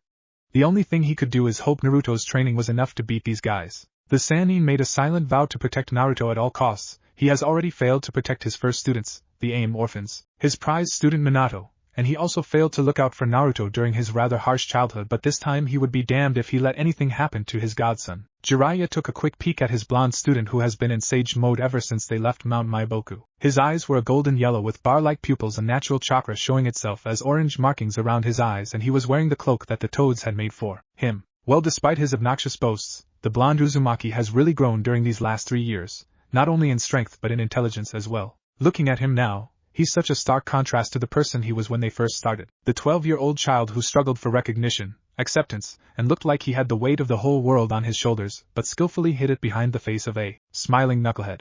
Now he is a 15-year-old real shinobi who is confident in his own abilities and his place in the world, and Jiraiya couldn't help but feel a bit of the guilt that has been within his heart concerning his abandonment of the blonde Jinchuriki with her. Yo Ero-senin said, Jinchuriki said, interrupting his thoughts. You know how my chakra is so condensed, and just too damn much that I couldn't manage to use the academy basic jutsu like the Bushin, right? What of it? Well, 2 days ago I was messing around with the Kage Bushin because I was just bored, but then I realized something when I tried the transformation jutsu on the clone. What? Jiraiya asked, getting curious as to where the Jinchuriki was going with this. Yes, well, I hinged into a toad yesterday, and I actually turned into real durable and tangible toad, Naruto said, wide eyes from the veteran shinobi. Naruto, that is not how the transformation technique works. I know, the henge is a weaker class genjutsu, and all it does is allow you to apply an illusionary layer over yourself that merely looks like a different thing. If the henge was a solid transformation, every shinobi with access to it would use it to grant themselves shapeshifter abilities like turning their hands into swords. But you've somehow managed to do something that no shinobi has ever done before, and that's to make yourself a shapeshifter using the henge, the Sannin said, wondering if his student was quiet, possibly one of the most talented shinobi out there, because this was just getting ridiculous. I could do this since I first started using chakra, and I've just noticed it now. Honestly, it's like I was awesome long before I became the one and only real complete sage. Naruto frowned at his sensei's less than believing response. Taking it as a challenge, the blonde quickly made a Kage Bushin and instructed it to turn into giant eagle, which it did without any objection. The huge smoke cleared, showing a perfect brown giant eagle that looked like it was a summon animal. Amazing, the sage said, walking around the henge Naruto in circles, touching it in various places, trying to confirm its tangibility. He moved away from the clone and looked back at the blonde, who was grinning with an "I told you so" expression on his face. You're oversaturating the technique with chakra. I know. His tone took on one which befitted his title as a legendary Sannin. Fundamentally, when you oversaturate a technique like, say, a fireball, all you would get would be a roaring wildfire, and likewise when you oversaturate something like a water gun, you would get a tsunami. Of course, this lack of control and precision is expected with elemental techniques, but the henge isn't an elemental jutsu. Hence, all the excess chakra had nowhere else to go but back into the technique, granting the illusion tangibility and giving you the properties of whatever you transformed into, though I highly doubt it grants you the same durability. It does actually. Look, the grinning blonde said, jumping on top of his henge that quickly launched itself in the air, flying as fast as it could with the blonde Jinchuriki on top. See, I just made transportation easier for myself without even thinking about it. Awesome, huh? Yeah, it is. Now come down here so that we can ride together and make this trip shorter, Jiraiya said, grinning at his student's genius. Nope. You want a free ride? You have to catch it first. With that being said, the henged eagle flew as fast as it could to the land of fire, leaving the Sannin behind. It took Jiraiya several seconds to process what had just happened. Jiraiya had never experienced this level of disrespect from any of his students before, ever. And so the great legendary Sannin, Toad Sage of Mount Maiboku, the man men want to be and women want, was reduced to chasing his student on his henge clone. Come back here and let me ride you, you stupid brat, let me get on top of your clone, or just get here, damn it. The white-haired sage screamed out while comically chasing after his student. 2 days later, the two sages of Mount Maiboku were now currently on their way to the land of fire as they passed through the land of wind on Naruto's henge clone, who was now henged into an owl by the Sannin's insistence, claiming that owls were wiser than regular birds, thus befitting of a sage to ride on. The blonde didn't put much of a protest, considering the henge would last for about 4 to 5 hours before running out of chakra, thus helping them cover a bit of distance. Naruto looked back at his mentor, who was busy scribbling into his notebook with a pervy grin plastered on his face. A few hours ago, Jiraiya had forced Naruto to fly above the water springs of some random village so that the older man could do his research from above with a binocular. Where the hell did he even get one? All in all, he has never seen so many naked women in his life, and he could admit that a teeny tiny bit of him enjoyed the view as much as the perv himself. His pervy thoughts, however, were disturbed when he sensed something. No, 3 somethings actually. He didn't know if these people were allies or not, but their chakra levels were definitely way above that of a regular jounin. Naruto frowned at that as he tried to quickly discern what was going on. Apparently his facial expression did not go unnoticed by the older sage, who wasted no time in asking what was wrong. I'm sensing 3 powerful chakras approximately 15 miles north, the Jinchuriki responded, his face becoming serious as he mentally prepared himself. It could be Suna Shinobi Naruto. We are in the land of wind after all, Jiraiya said, not seeing what was making his students so agitated. No, these are above average chakra signals, and I can sense a bijou in one of them, and whoever they are, their chakra keeps flaring like they're in a battle, Naruto replied. Jiraiya quickly understood the implications of those words the minute they left Naruto's mouth. Akatsuki? But who could they be fighting in a place like this? Gaara?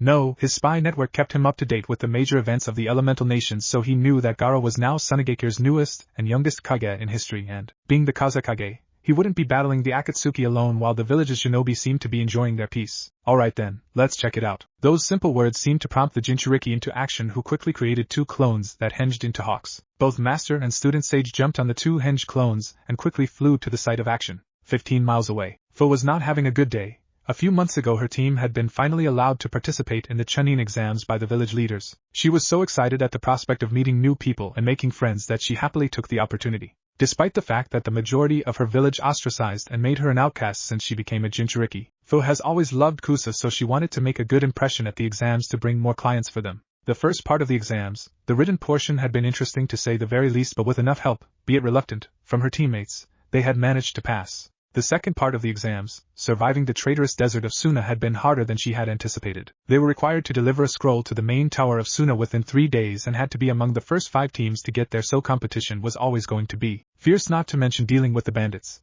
wild animals and traps set up for them. The first 2 days had been really hard, trying to get her teammates to work together with her rather than brush her off like some curse they had to endure on their way to glory, especially now that their sensei was not around, so progress was low. On the third day, things picked up when she ran into the teams from Konoha. She had immediately befriended them because they seemed like nice people and they helped each other pass the exams. Unfortunately, the third and final portion of the exams could not take place because of some emergency issues had come up that the higher-ups had to deal with, meaning that the Chunin exams was cut short so they would promote from the performance of the 2 portions only. On their way back home, after saying goodbye to all her newfound friends and making them promise to visit her, of course, her team ran into none other than the immortal Kakuzu himself, a man whose legend was so well known in Kusa that parents used it to scare their kids into behaving. Apparently the 90-year-old man had joined some criminal organization called the Akatsuki who were targeting Jinchuriki. Honestly, being teammates with the Jinchuriki was a hard enough task, and yet these guys deliberately choose to pick fights with them? What kind of monsters were they? Oh right, S-rank shinobi. And so, here she was, her entire team completely slaughtered by Kakuzu's sadistic partner, while she defended herself against the immortal man himself.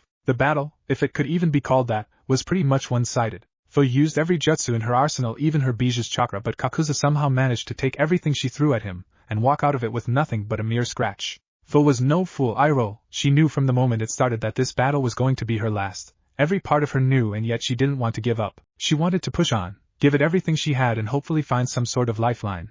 Anything to ensure her survival. Her hopes, however, were crushed when the sadistic man that had massacred her team came rushing at her with his bloody scythe in hand, screaming maniacally. Fu quickly ducked to avoid the clearly crazy man's initial swing. She quickly brought her left hand up to block his following punch. Her Biju's wings quickly sprouted, allowing her to fly away from her attacker, though she didn't reach far before Kakuzu's lightning mask came flying up to her, ready to roast her alive. She closed her eyes, finally having resigned herself to her impending fate. She could feel the mask charging its chakra in preparation for a jutsu, so she waited. Then, Raisin Shuriken! She heard someone scream. Fu heard a screeching noise and quickly opened her eyes, trying to see what was happening, and saw a Fuma Shuriken-like jutsu crush into the lightning mask, destroying it. Instantly, a blonde-haired boy quickly jumped in front of her, his eyes venomously staring at her assailants, while the older man quickly shined next to Kakuzu's partner, and slammed a big ball Rasengan in his gut, sending him flying into the woods. She quickly recognized the older white-haired man as Jiraiya of the Sannin from the bingo books, but she couldn't recognize the blonde-haired boy that had just saved her life. "Are you okay?" he said, bringing her out her thoughts, though his eyes never left the 2 Akatsuki members. "Why yes," she said, inwardly cursing her weak response. "Oh!" the scythe-carrying Nin screamed angrily. "That hurt you, stupid, ugly piece of shit." He finished, pointing his scythe at Jiraiya. "Hide and shut up." "That's not some ordinary shinobi you're talking to, dumbass," Kakuzu said, not only annoyed with his partner's ever-present stupidity, but also with the fact that the blonde brat just seemingly destroyed his mask with practiced ease. For a bounty hunter like Kakuzu, battling shinobi with large bounties was his most favorite hobby, so he always made a point of keeping up with the latest entries in the bingo book, but he has yet to see this blonde brat before, and his chakra was quite interesting. He couldn't distinguish it from nature itself, and he has never seen or heard of any dojutsu that had described the ones in the blonde socket. Another Konoha upstart, he thought, getting ready for the battle for quiet, possibly the fight of his long life. Although he masked it perfectly with a look of calm, Naruto couldn't help the nervousness he was feeling at the moment. These guys were one of the biggest reason he has been busting his ass for the past 3 years. He was still confident in his own abilities, but still these bastards were purposely targeting Jinchuriki, which meant that they were at least prepared to fight him should he transform. Taking a quick peek at his fellow Jinchuriki, Naruto confirmed his theory. Despite the fact that she was still standing, the girl looked like she was knocking on death's door. For a split second, Naruto wondered if he was really ready to face these people. "Naruto, get ready.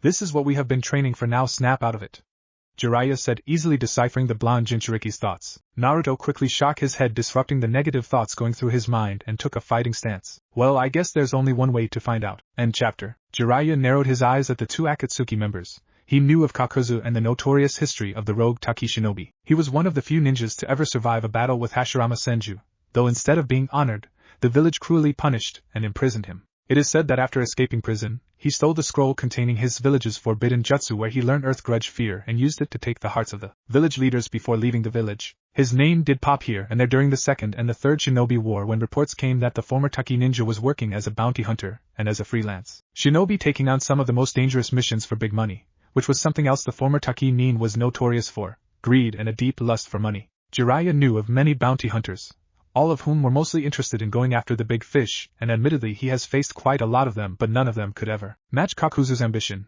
This man was crazy enough to go after one of the strongest shinobi in Hanzo the Salamander simply because the man had one of the largest bounties in the entire elemental nations. Of course he failed, but the mere fact that he survived the one-on-one encounter with Hanzo when the entire team Hiruzen had barely escaped with their lives is nothing short of amazing. But that was a long time ago. Jiraiya was still an inexperienced jounin at the time he was fighting Hanzo. Now he could comfortably say that he was one of, if not the most powerful shinobi in the elemental nations with tons of experience and wisdom to back up his power. Not as much experience as the 91-year-old rogue nin of course, but still enough that mattered. The Sanin's eyes narrowed further as he eyed Haiden. It irritated him to realize that he knew next to nothing about the man. His name is Haiden, and judging by the slashed forehead protector placed around his neck, he was from Yugakure. That's all he knew about him. His face didn't ring any bells from any bingo books, and from what he knows of Yugakure, the village turned from being a shinobi village to become a tourist attraction years ago. This man has no reputation whatsoever. Jiraiya knew nothing of his skills, past battles, or even a dangerous mission Haiden had been on. And yet he found himself in Akatsuki, the most dangerous threat to the elemental nation in history, comprised of only S-ranked shinobi. So it was quite right for Jiraiya to assume that Haiden was also an S-ranked shinobi himself, despite the fact that he didn't know or recognize him. If participating in 2 major wars and countless other battles had taught him anything, it would be to never underestimate his opponents simply because of reputation, or rather a lack of it. If the Akatsuki trusted him enough to hunt down Jinchuriki for them, then he sure as hell won't underestimate him. Hell, Naruto was basically a nobody in the elemental nations, and the Sanin himself knew firsthand just how powerful the blonde was, so who's to say that Haiden wasn't the same? And because of that, Jiraiya deemed Haiden as the most dangerous of the two, but he wasn't going to make any decisions based on assumptions alone. Then again, considering that this was a 3-on-2 situation, he guessed the odds favored his side. Nevertheless, he still wasn't going to make any reckless decisions. The older sage looked at his student, frowning and seemingly ready for action. Well, I guess now's the time to find out if you are really ready, Naruto, he thought. Come on! Just what the fuck are we waiting for? Haiden screamed with frustration, much to the annoyance of his partner. Shut up, Haiden, Kakuzu said in a dangerously low tone, though he was interrupted when Jiraiya spoke out loud. Now Naruto. No sooner had Jiraiya said those words than 2 Naruto clones puffed into existence. A second later they disappeared. A shift in the wind was the only warning they got, as both clones were behind the 2 Akatsuki members, each clone swinging a Rasengan across their backs. Kakuzu's eyes widened when the clones slammed Haiden with the Rasengan so hard that he sent the Jashinist back into the woods with an incredible speed. Though the clone targeting him didn't have the same luck, because the moment it connected with the Rasengan, Kakuzu used his experience with fast opponents by using the Iron Skin Jutsu. His skin instantly turned darker. His body became hard as iron, therefore the Rasengan didn't do much damage to him. The clone widened its eyes, but he used that moment to execute a high roundhouse kick that connected with its head, immediately puffing it out of existence. The next second the other clone was on him, but again, Kakuzu was prepared. The clone delivered an axe kick which Kakuzu easily blocked with his hands, but he didn't give the clone any other chance as he countered with a brutal uppercut on it. Super exploding clone, the clone said before it went out with a big explosion. When the smoke cleared, it revealed a harmless Kakuzu staring at Naruto with an irritated expression. That won't work on me, boy. You're gonna have to try harder, he said, rubbing some dust off his cloak. Well, it seems that settles it. I'll handle Kakuzu while you two should go after that Haiden guy, Jiraiya commanded. But be careful. Don't underestimate him, and if he proves to be too much to handle, then just hold him off until I'm done here. Got it. Fu, since you're still injured, you will be my backup. Right? Fu's expression hardened as she nodded too, slipping back into her combat stance and summoning a water sword again, ready to fight alongside her fellow teen. Jiraiya of the Sannin, Kakuzu said as he evaluated his opponent. Well, this is a surprise. Today seems to be my day. Your prowess and actions as a spy master have given you an enormous bounty. Damn it! Haiden cried as he emerged from the woods, rolling his shoulder as he shrugged off the pain of the attack. That hurt, you little shit. Where the fuck did you even come from? He may not be fast like his partner, but it seems that he can at least take a hit, though I still can't believe he just shrugged off the Rasengan like that, Naruto commented. Ha!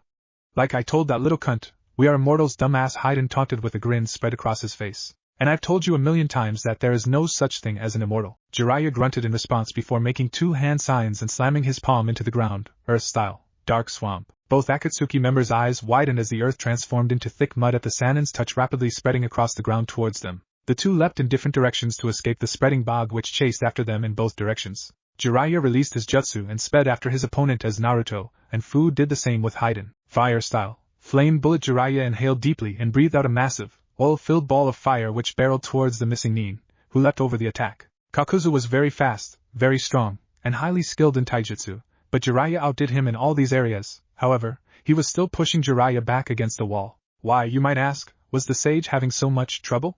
All one needed to do was look at Kakuzu to find the answer. Though he still looked normal, his skin had taken an unnaturally dark tone. He was using a jutsu Jiraiya recognized as Earth style, iron skin, to harden his body, making every inch of himself nearly as hard as tempered steel. Jiraiya had punched him earlier, sending him into a tree, but all he got out of it was a stinging hand as it felt like he'd really punched metal. This was why he wasn't damaged by the Rasengan earlier, and Jiraiya was having a hard time finding a way around this defense. Flipping in midair, the man threw his forearm out towards the Sannin, which shockingly detached from his arm, connected to him by the numerous threads, and flew towards the Sannin. The toad sage leapt back to dodge only to look in shock as the limb changed direction, shooting towards his throat and gripping his neck as the threads ensnared him. He tried to pry off the hand that was choking the life out of him, only for the threads to entangle themselves around his body, restraining his arms and preventing him from fighting back. Is that the best you can do?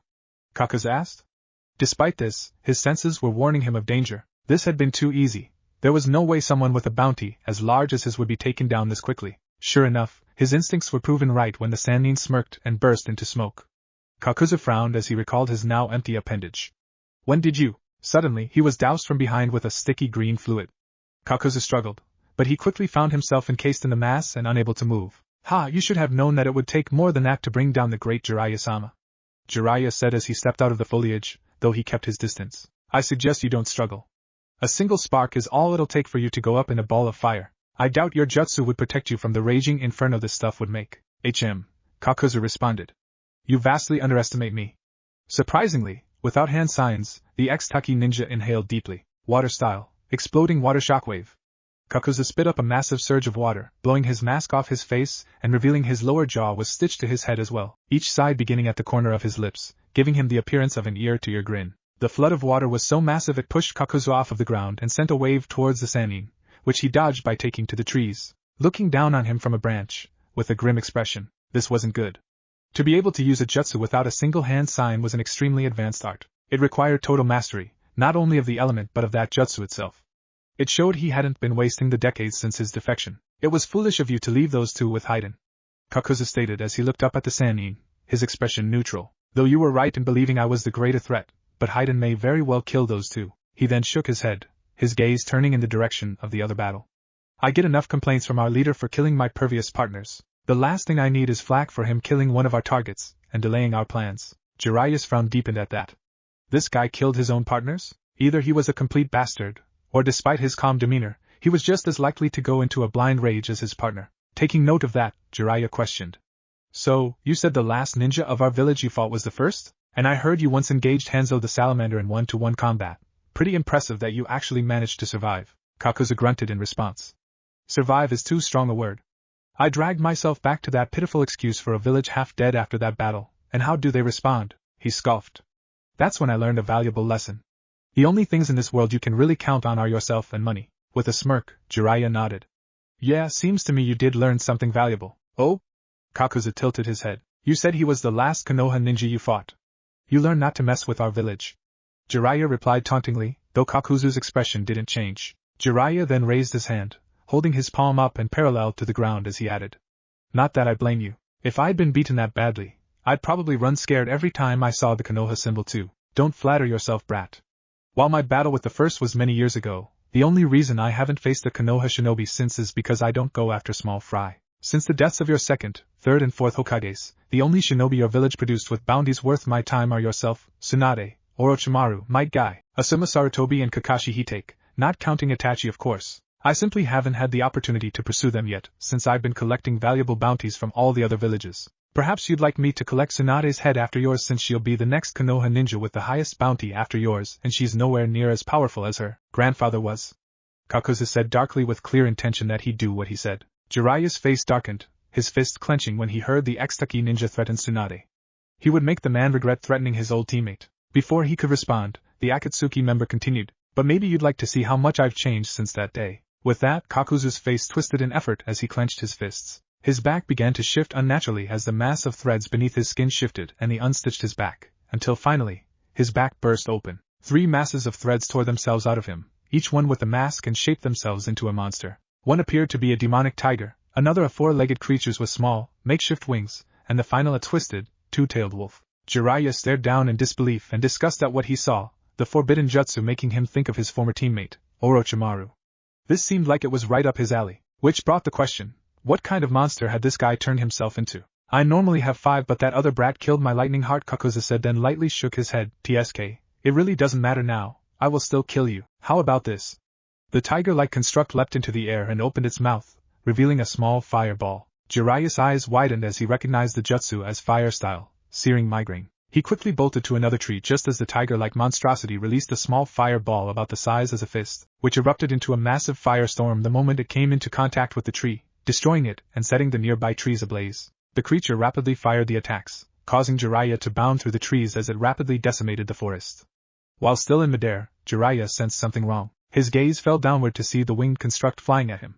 It opened its mouth and wind spiraled towards it, compressing into a small ball. Jiraiya's face became a mask of shock. There was no way. This guy was using high-level techniques from 4 different elements. Even factoring in his long life, he shouldn't have been able to master the elements to this degree. The creature released the jutsu, wind style, pressure damage. The small ball of compressed air struck true, slamming into the center of Jiraiya's chest and exploding into a twisting maelstrom on contact, hiding him from view. When it cleared, however, nothing but torn pieces of a log fell to the ground. What? Kakuzu questioned as Jiraiya came at him from behind, wielding another Rasengan. He slammed it into his back, aiming for the stitches that held his body together in hopes of ripping his body apart. The Extaki ninja was pushed forward by the attack for a moment before he fell apart into water. Jiraiya's eyes widened as the other constructs leapt away from him. He looked up to see the fire and wind-spewing creatures coming at him together, combining their attacks into a single ball of fire and wind. Oh, shit, was Jiraiya's sole thought before they released a massive wave of wind and fire then destroyed a huge section of the forest. As Naruto and Fu faced down Hiden, Kakuzu stared after the devastation his attack caused, tilting his head, knowing that wouldn't be enough to take care of the legendary shinobi. Minutes had passed, and still no sign of the Sannin. You can drop the act. It would take more than that to finish one of your caliber, the Extaki ninja stated as his eyes wandered the area. Sure enough, a mass of spiky white hair burst out of the ground, shaping into a form reminiscent of a lion's mouth as it lengthened and sped towards the missing Nin. Kakuzu leapt back to avoid the attack, but it moved too quickly for all his masks to dodge. The winged construct was caught in the hair and driven through the air, slamming it into a tree with enough force to nearly break it in half. The strands of hair hardened to the point that each was like a steel needle, piercing the creature's mask. The construct writhed disturbingly in the grip of the Sannin's hair before seeming to melt, liquefying and slipping to the ground before the hair retracted. Kakuzu snarled at seeing his water-using mask destroyed. The Sannin burst out of the ground, immediately running through the hand signs for the fire style, flame bullet technique once again, this time partitioning the oil to fire off small fireballs instead of one large one. The constructs quickly dodged through the air, flying even though they had no wings. Sensing danger, he spun to see Kakuzu himself coming down on him from behind, grabbing him by the shoulder and grappling with him through the air, trying to stab him through the chest with his hand as his tendrils burst from his body to ensnare him. Jiraiya managed to fight back, overwhelming Kakuzu's grip and manipulating his hair to fight the threads and stab Kakuzu, only for it to bounce off of him as he hardened his body.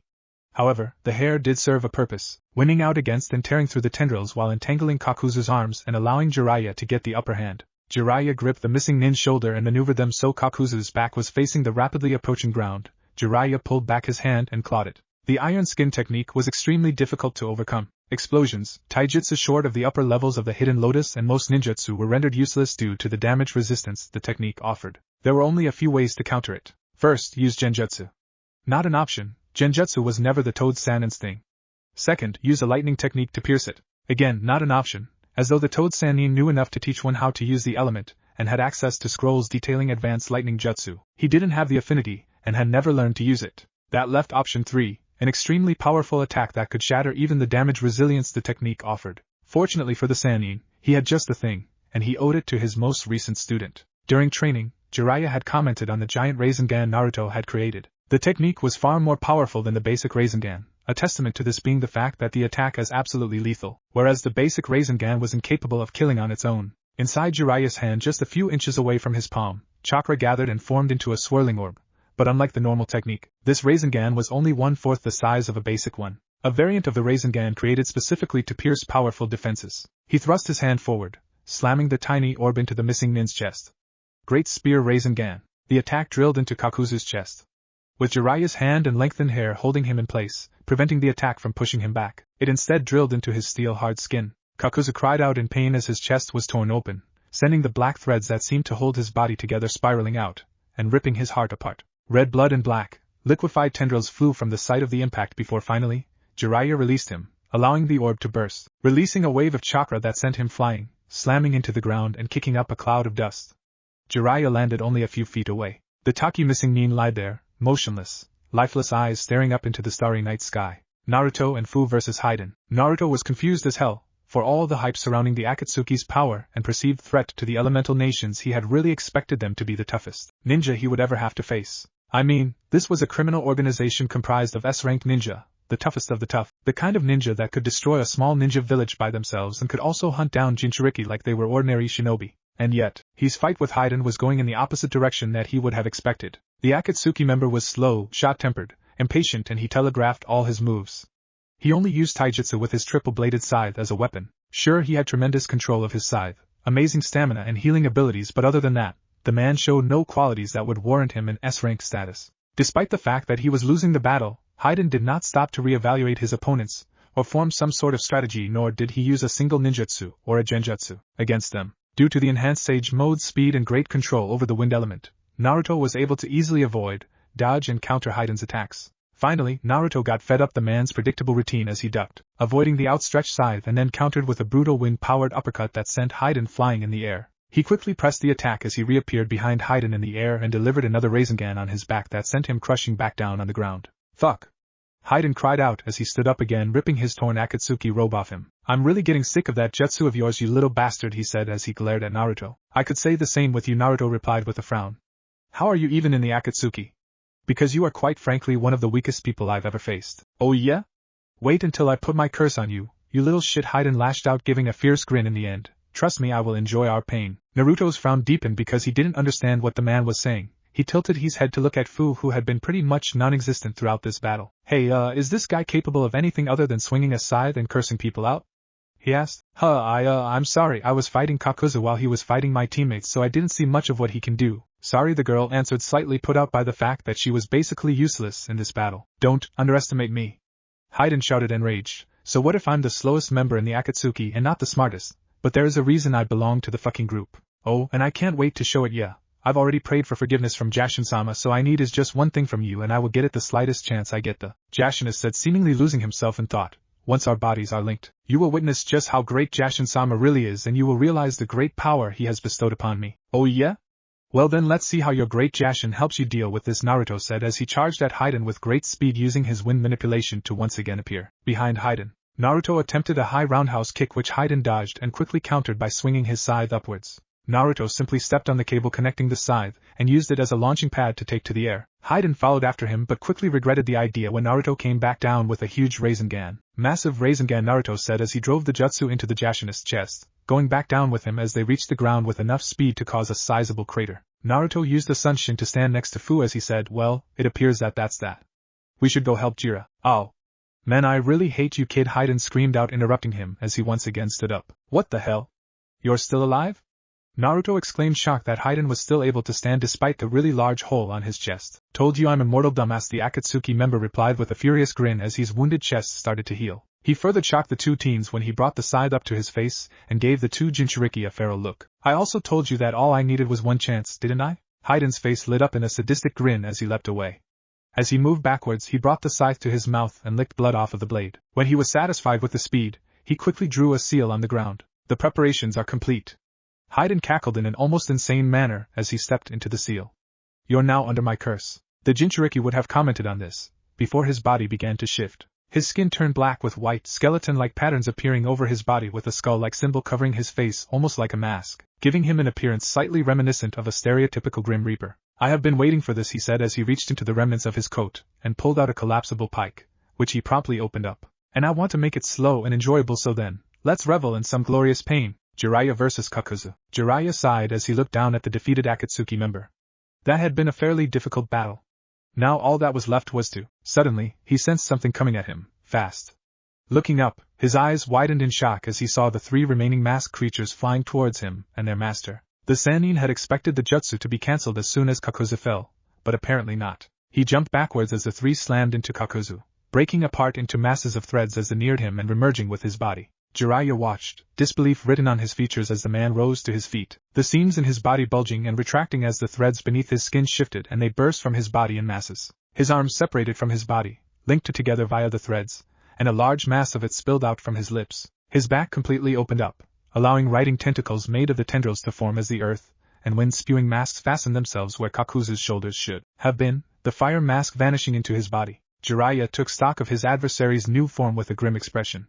How was he still alive? There was no way he missed his heart, and for that brief moment, he'd definitely been dead. The way that he revived when those things returned. I see there's so much more to Earth Grudge Fear Jutsu that I didn't know about. Jiraiya began, his mouth twisting in revulsion as he understood. That's how you've survived all these years. You've been using the forbidden jutsu you stole to take the organs, more precisely the hearts of shinobi you killed, and used them to replace your own. That's also what lets you use all the elements. You've been running your chakra through those stolen hearts, and using the element of its original owner. You certainly are worthy of your title of Sannin.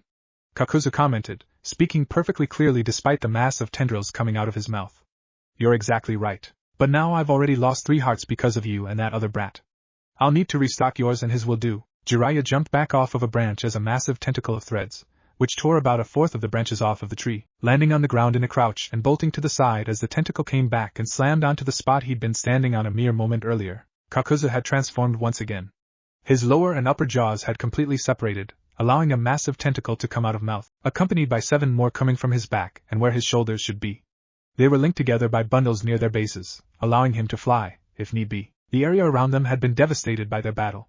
Dead and torn up trees littered the area, and all the underbrush had been burned and ripped away. Scattered fires slightly illuminated the area and deep wounds had been carved into the ground. Kakuzu seemed to favor massive, overpowering attacks that were difficult to dodge. Together with his speed and skill, and Jiraiya could see why he'd been recruited into the Akatsuki. He idly wondered what Kakuzu would do normally, when he has a teammate he has to watch out for. Remembering his earlier comment, he figured he probably either didn't care and let them get caught in his attacks, or was easily enraged into doing so, which begged the question how his current partner was still alive.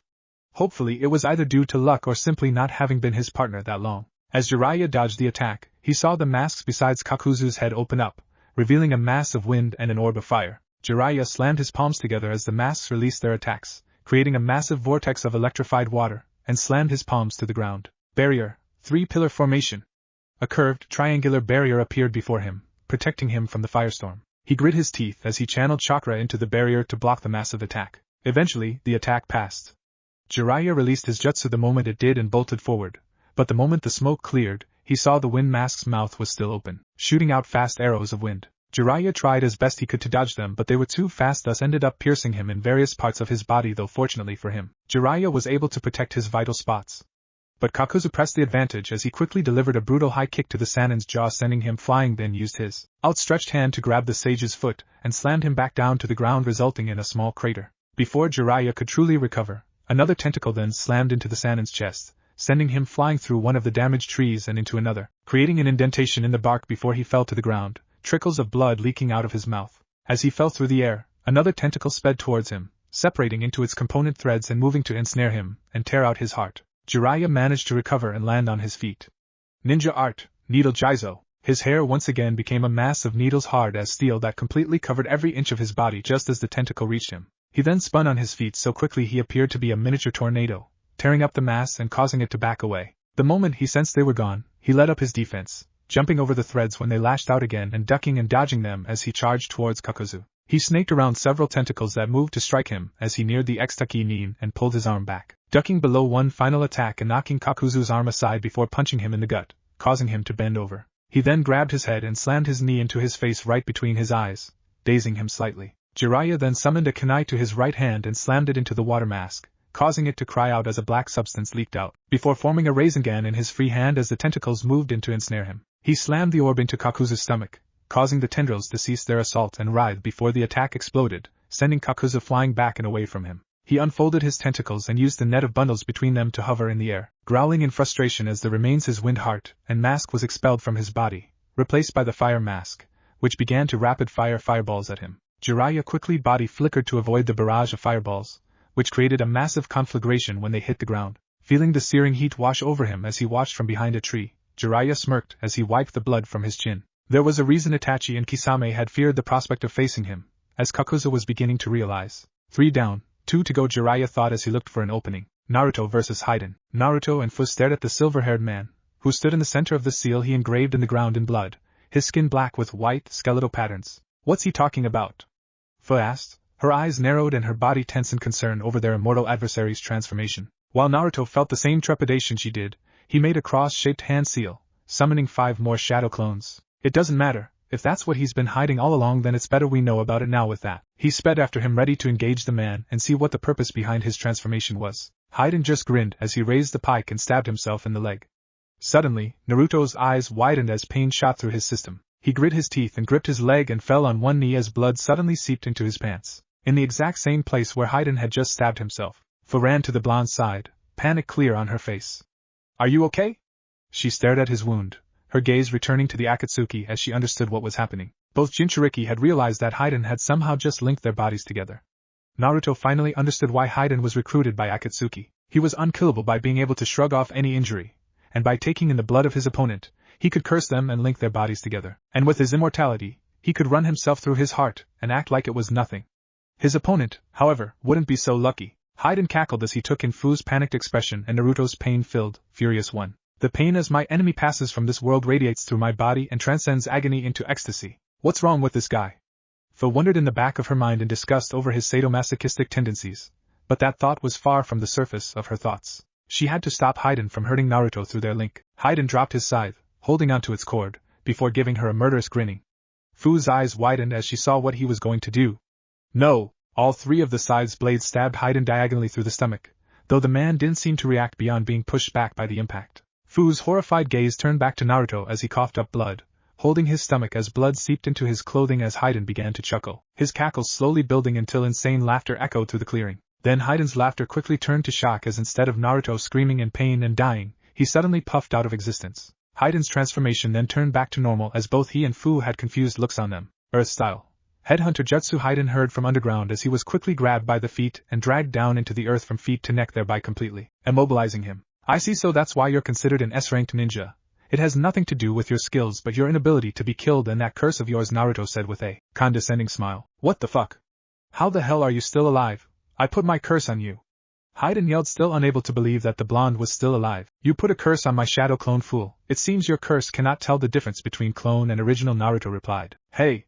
Fu exclaimed, what the hell is wrong with you?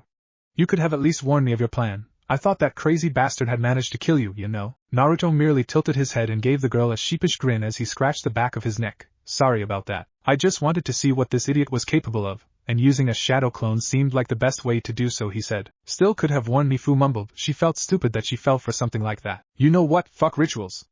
I'm going to kill you with my bare hands. The enraged Jashinist roared, apparently about to start digging himself out of the ground with his bare hands while yelling out curses. I'm going to chop off your and feed it to you. I'm going to. Not without a head, you're not. Naruto took out a kunai, coated it with wind chakra and cut the head off the crazed Jashinist. Well then, that should do it. The fuck? How dare you cut off my head? Now Kakuzu is going to bitch at me all day. The bodiless head of Haiden roared, incensed. It continued spewing profanities until Naruto got fed up and sealed it in a scroll. Why are you sealing it away? Why not just burn him or something, Fu asked. Well, he belongs to a group of S-ranked criminals currently hunting down people like us, so it would be better to take him back to the village to be questioned, the blonde replied, giving her a small smile. People like us? Oh right, sorry, I am a Haiden, a voice called out. All eyes were drawn to its source as Kakuzu entered the clearing, the Jinchuriki's eyes turning to him. So you're still alive, huh? Where is Jiraiya? The blonde Jinchuriki asked in a dangerous tone. In hell, where is Haiden? Countered the ex-Tekinin. Naruto pointed at the headless body of Haiden still underground and answered with a glare. Dead, just like you will be soon. He knew that Kakuzu was lying because he could still sense Jiraiya's chakra. Plus, if Kakuzu's appearance was anything to go by, then he must have used some sort of distraction to escape Jiraiya, hoping that he'd find his partner and escape. Kakuzu growled irritably as more tendrils had snaked down the missing nin's back. He had underestimated Jiraiya and lost all his last remaining hearts, and he wasn't planning on losing his last one to this upstart. He was still surprised that Haiden had just been defeated, but now he had to escape before Jiraiya got here because the odds were too heavily stacked against him. Before any more could be said, Kakuzu opened his mouth, channeling 90% of his remaining chakra before spewing a large wave of fire at the pair. Both jumped back before it exploded in front of them, the shockwave pushing both through the air and creating a large smokescreen as they skidded across the ground. Once their line of sight was clear, they saw that the Akatsuki member was gone. Sensing someone else approach, they turned to see Jiraiya drop into the clearing from the treetops. The man's haori and shirt were torn slightly in a few places. He sported scratches on his cheek and there were drops of blood on his shirt, but otherwise he was okay. Should we go after him? Naruto asked, ready for pursuit. He could sense where the defeated shinobi was, and due to his injuries, he wasn't moving that fast. No need. How did you guys fare over here? The Sannin responded, panting. Once again Naruto pointed at the headless body of Haiden still underground. As you can see, I was too awesome for him. Kinda a bit too brutal, don't you think? Jiraiya frowned as he looked at the body. Well, the bastard wouldn't die out of conventional means, so I chopped his head off. Plus, believe it or not, he's still alive. I just sealed away his head for questioning later, Naruto said as he gave Jiraiya the scroll with Haiden's head in it. I see. Well, congrats on defeating your first S-ranked shinobi. The Sannin took the scroll and sealed it in another scroll. With the danger taken care of, all attention was now turned on Fu. Jiraiya asked the girl to identify herself, to which Fu replied with her name, rank, village and how the Akatsuki members found her. Jiraiya frowned as he listened to the last part. His spies had reported to him that Akatsuki wouldn't move after Jinchuriki for 3 years. It has only been 2.5 years. Could it be possible that he was wrong and the Akatsuki used his spy network to spread false information while they worked in the dark? He wasn't sure about the answer, but if that's what it was, then he needed to warn the other villages and quickly. Turning back to his student and then Nanabai Jinchuriki, both of whom seemed to be just fine, Naruto had a few abrasions on him, but they weren't of any significance. Compared to him, Naruto seemed to have had the easier battle, so he congratulated himself for the decision to hand Haiden over to them. It seems he overestimated the ex-Yuzakure Nin after all. On the other hand, while Fu had only taken one small slash to the side as far as cuts go, she had obviously taken quite a few blows herself in her earlier battles with the Akatsuki duo. Though all the Jinchuriki had enhanced healing, only the Kyuubi allowed its host to heal from minor wounds in seconds and critical injuries overnight, or in moments when its power was applied. While her injuries had somewhat healed and there were no bruises, it was still apparent she'd suffered some blunt force trauma. Though considering the fact that she was still standing, Jiraiya took it as a sign that she was fine. Looks like you two had a tough time of it, Naruto said with a smirk, eyeing Jiraiya. You don't know the half of it, kid, the Sannin replied. Well, at least your opponent was capable of more than just taijutsu, stupid curses and useless monologues, Naruto complained. He expected a battle for his survival, and all he got was a sadistic maniac who wasn't even Gai-sensei level of taijutsu, though he quickly frowned as he thought about it. I get the feeling that guy wasn't particularly high up on the food chain in their group. He was probably the weakest one, seeing as how I easily defeated him, he explained. Probably, Kakuzu was a different beast. If he still had that remaining heart you destroyed, I might have had to use Sage Mode just to defeat him, agreed Jiraiya. I guess, so what now? If these guys have already started hunting down Bijou, then we need to warn the other villages. Fortunately, Suna is a couple miles away, so we can go there first and drop the girl there. A few minutes later, both Jinchuriki and Sannin were atop two clones transformed into hawks, Jiraiya on one and the two teens on another as they flew to Suna. So, thanks a lot for saving me, Fu said, giving the blonde a small bow. No problem. Those guys were already on my shit list from the beginning, the blonde replied with a grin, now fully facing the dark-skinned girl. You said something about people like us earlier. What did you mean? Right, I'm a Jinchuriki as well. Wait, you're just like me? Fu asked, shocked. Yep, I got the 9 tails, and you? Chomei, I mean the 7 tails. It has a name? Naruto seemed stunned at that. Who in their right mind would start naming tailed beasts? The girl nodded though. Yeah, though it likes to be called lucky number 7, and it couldn't sense any bijou in you. It says your chakra can hardly be distinguished from the environment. That's why I was so shocked that you're also a Jinchuriki. Well, that's just a technique I use. Never mind that, it sounds like the two of you have a friendly relationship. Are you the one who named him Chomei? The blonde asked. No, he told me his name when I was being trained to use his power. Apparently all tailed beasts have names, Fu replied, further shocking the blonde. He has never heard anyone calling the fox any name other than Kyuubi, so he doubted if what the girl said applied to all other beasts. Then again, he recalled when he was battling Gaara and Gamabunta referred to the one tail as Shikaku, the sand spirit. Perhaps they did have names after all. That's something he's gonna have to look into. Hey, can you teach me this technique of yours? You know, the one that conceals the bijou's chakra, Fu requested hopefully. Naruto had explained to her who the Akatsuki were, and what they after, so she hoped that if she could learn of a way to hide her status as a Jinchuriki, then maybe it would boost her hopes of survival. Sorry, I can't, the blonde replied, though he did feel bad when he saw the disappointed look on the girl. He explained to her why Sage Mode was unique to him, and why he couldn't teach it to her, which she accepted but was still disappointed. It seemed her life was anything but lucky after all. Just when Fu thought she had finally created some friends and everything was beginning to look up, she finds out that an organization full of S-ranked ninja was after her. Her heart sunk further when she thought of what her village would say if they found out about this. No doubt they would hate her more, claiming that she has brought a curse upon them. She didn't even have her teammates to back her up, though thinking back on it, her teammates wouldn't have been any help either. She sighed sadly, wondering if it would have been better if Akatsuki had taken her after all. Hey, Naruto put a hand on her shoulder. You're not alone in this. We are going to defeat those guys together. You can count on it, the blonde said with determination, hoping it would lift her spirits up. Yeah, hopefully, though beating these guys isn't my only problem. I see, it's your village then? Naruto asked, getting a surprised look from the girl. She wanted to ask how he knew but then remembered that he was also a Jinchuriki, which meant that he was probably going through the same situation as well, so opted to keep quiet. Does it ever get any better? The Nanabai Jinchuriki finally asked after what seemed like an eternity of silence. She was looking away from Naruto as she asked this question because she didn't want the boy to see her resigned expression. In her heart she knew that though she was asking that question, only a miracle would turn the villagers' views of her. Naruto frowned as he thought of his own situation. He didn't know if his life was better. 3 years ago, he would have definitely said that it was, but now looking back on it, seemed he just wanted to believe what he wanted to believe. I honestly don't know, he finally responded truthfully.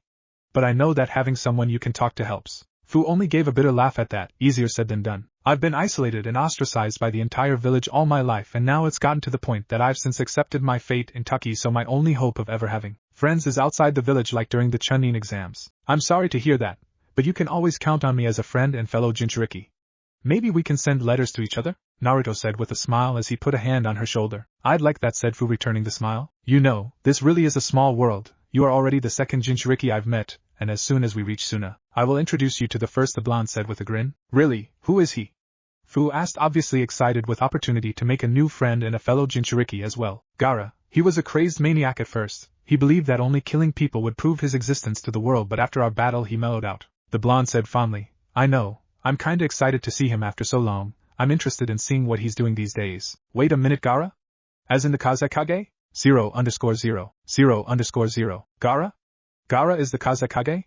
The hell? With Kakuzu. Kakuzu was running through the woods with an angry look on him. He has truly never been this incensed in his entire life. First he loses 4 of his hearts. His stupid partner somehow gets himself killed, which he found to be quite ironic considering the Jashinist was self-proclaimed immortal, and now here he was, still looking for a heart to restock. Honestly, at this point, it didn't even matter if he run into some weakling, all he wanted was a heart. His mood darkened further when he heard a voice requesting his presence through the Akatsuki ring. It seemed the leader was somehow aware that Haiden had died, which got him to question what else could be done through the ring other than communicating and locating someone. None of that matters now, he thought as continued hopping on trees. He didn't have the time or patience to deal with Akatsuki right now. Honestly, you would think being so close to a major village I'd run into some ninja, the rogue Nin thought with a growl. When reached the Suna Desert, the Akatsuki member run into quite possibly the worst ninja he would ever wish of running into in his current state. Kakukaku, such an interesting coincidence to run into an old friend, at Kakuzu-kun?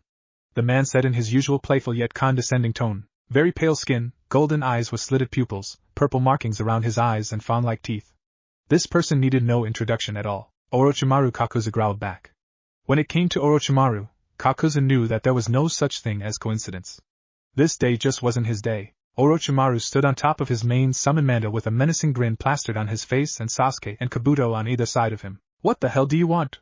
Kakuzu asked, making sure not to make any unnecessary moves lest he regrets it. How rude, is that any way to treat an old friend? The snake Sannin commented with a fake hurt look. What do you want, Orochimaru? So eager, the Sannin shook his head as he hissed, resembling the way a parent would act when scolding a child.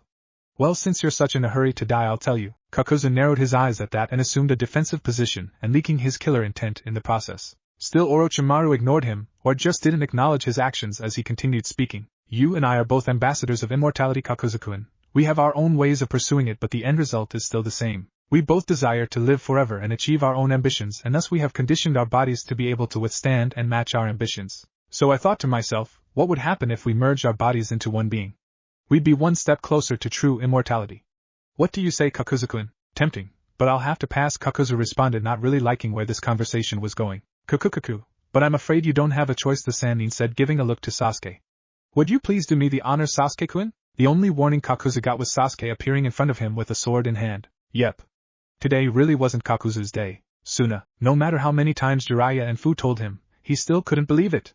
He wouldn't believe it until he saw it with his own eyes. As soon as they reached the gates of Sunagakure, Naruto took off at top speed for the Kazekage Tower. He was so excited that he almost ran into a dozen people, so decided to take to the rooftops instead. The blonde sage couldn't keep the grin off his face. During the entire training trip, he had always found himself wondering if it was truly possible for the Hidden Leaf Village to look past his Jinchuriki status and finally accept him. He couldn't count the nights he sat up wondering if he would get the chance to settle down and have children who wouldn't be tormented by the village because of him. And now it looks like he finally had the answer. If it was true and Gaara really was Kazekage, then it really was possible. Just like him, The one-tailed Jinchuriki had been criticized and shunned by the Suna citizens. Even his own father had even tried to have him assassinated, and he retaliated by murdering people to prove his own existence, further straining the relationship between village and Jinchuriki. But now, just 2.5 years after Gaara stopped murdering people, he actually managed to earn their admiration and acknowledgement, so much so that they named him 5th Kazekage.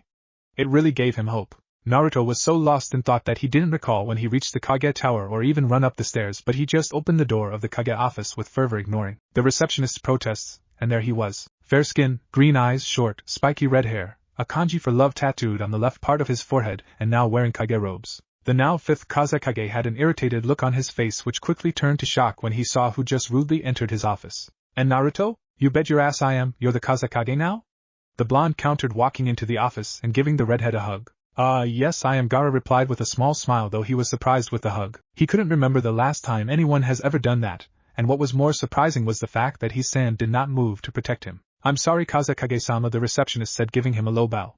I tried to stop him, but he just wouldn't stop to listen. It's alright, Naruto is a close friend of mine, the redhead said, waving her away. 3 years later and you're still a handful, he said to the blonde, who merely gave him a foxy grin. Trust me, he's even worse than he was then. Jiraiya quipped from a window, giving the two a smile. Jiraiya-sama, Kazekage-sama. Gaara nodded in greeting as he took his eyes to Jiraiya's neighbor on the window, a Taki genin he recognized as Fu. Fu? What are you doing here, Kazekage-sama? I was attacked on my way to the village by the Akatsuki, and Jiraiya-sama and Naruto-kun saved me, Fu responded respectfully, though she couldn't keep the blush off her face. Akatsuki? Yes, that's why we are here. To warn you about them, Jiraiya answered in a serious tone. Gaara nodded and brought his eyes back to Naruto. He didn't see it at first, but now he could see how his fellow Jinchuriki had grown. He was no longer wearing orange clothing but black shinobi pants, boots, and a dark blue long-sleeved shirt with a black cloak with orange flames at the bottom on top of it all. But what truly caught the young Kage's attention was the power he could feel radiating off the blonde and his eyes. Golden yellow eyes with bar-like pupils and orange markings around them. You've changed, Gaara commented with a raised brow. Oh, you mean my eyes, just a product of my training.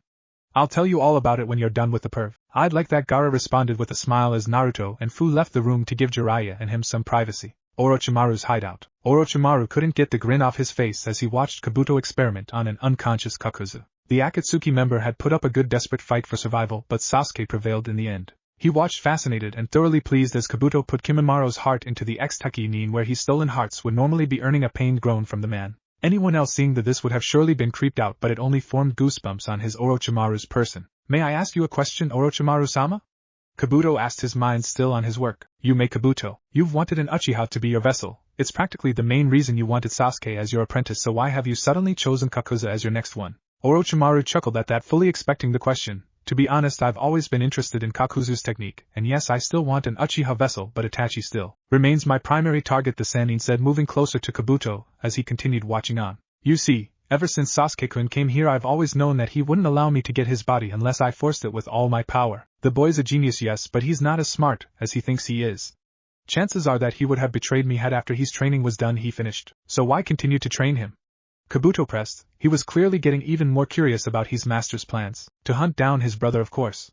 The snake Sannin said as he started inspecting the blood samples and the data Kabuto was collecting. When we're done with his training, I will give him a team and allow him to go after his brother, and when that glorious day comes that they do battle, you and I won't be far away, Kabuto-kun. The day Itachi-kun and Sasuke-kun have their long-awaited battle, I will truly be invincible, Orochimaru stated in a menacing yet determined tone that quickly changed into full-blown maniacal laughter. End chapter. Haiden and Kakuzu are both dead. The commanding yet slightly sexy voice of Pain stated.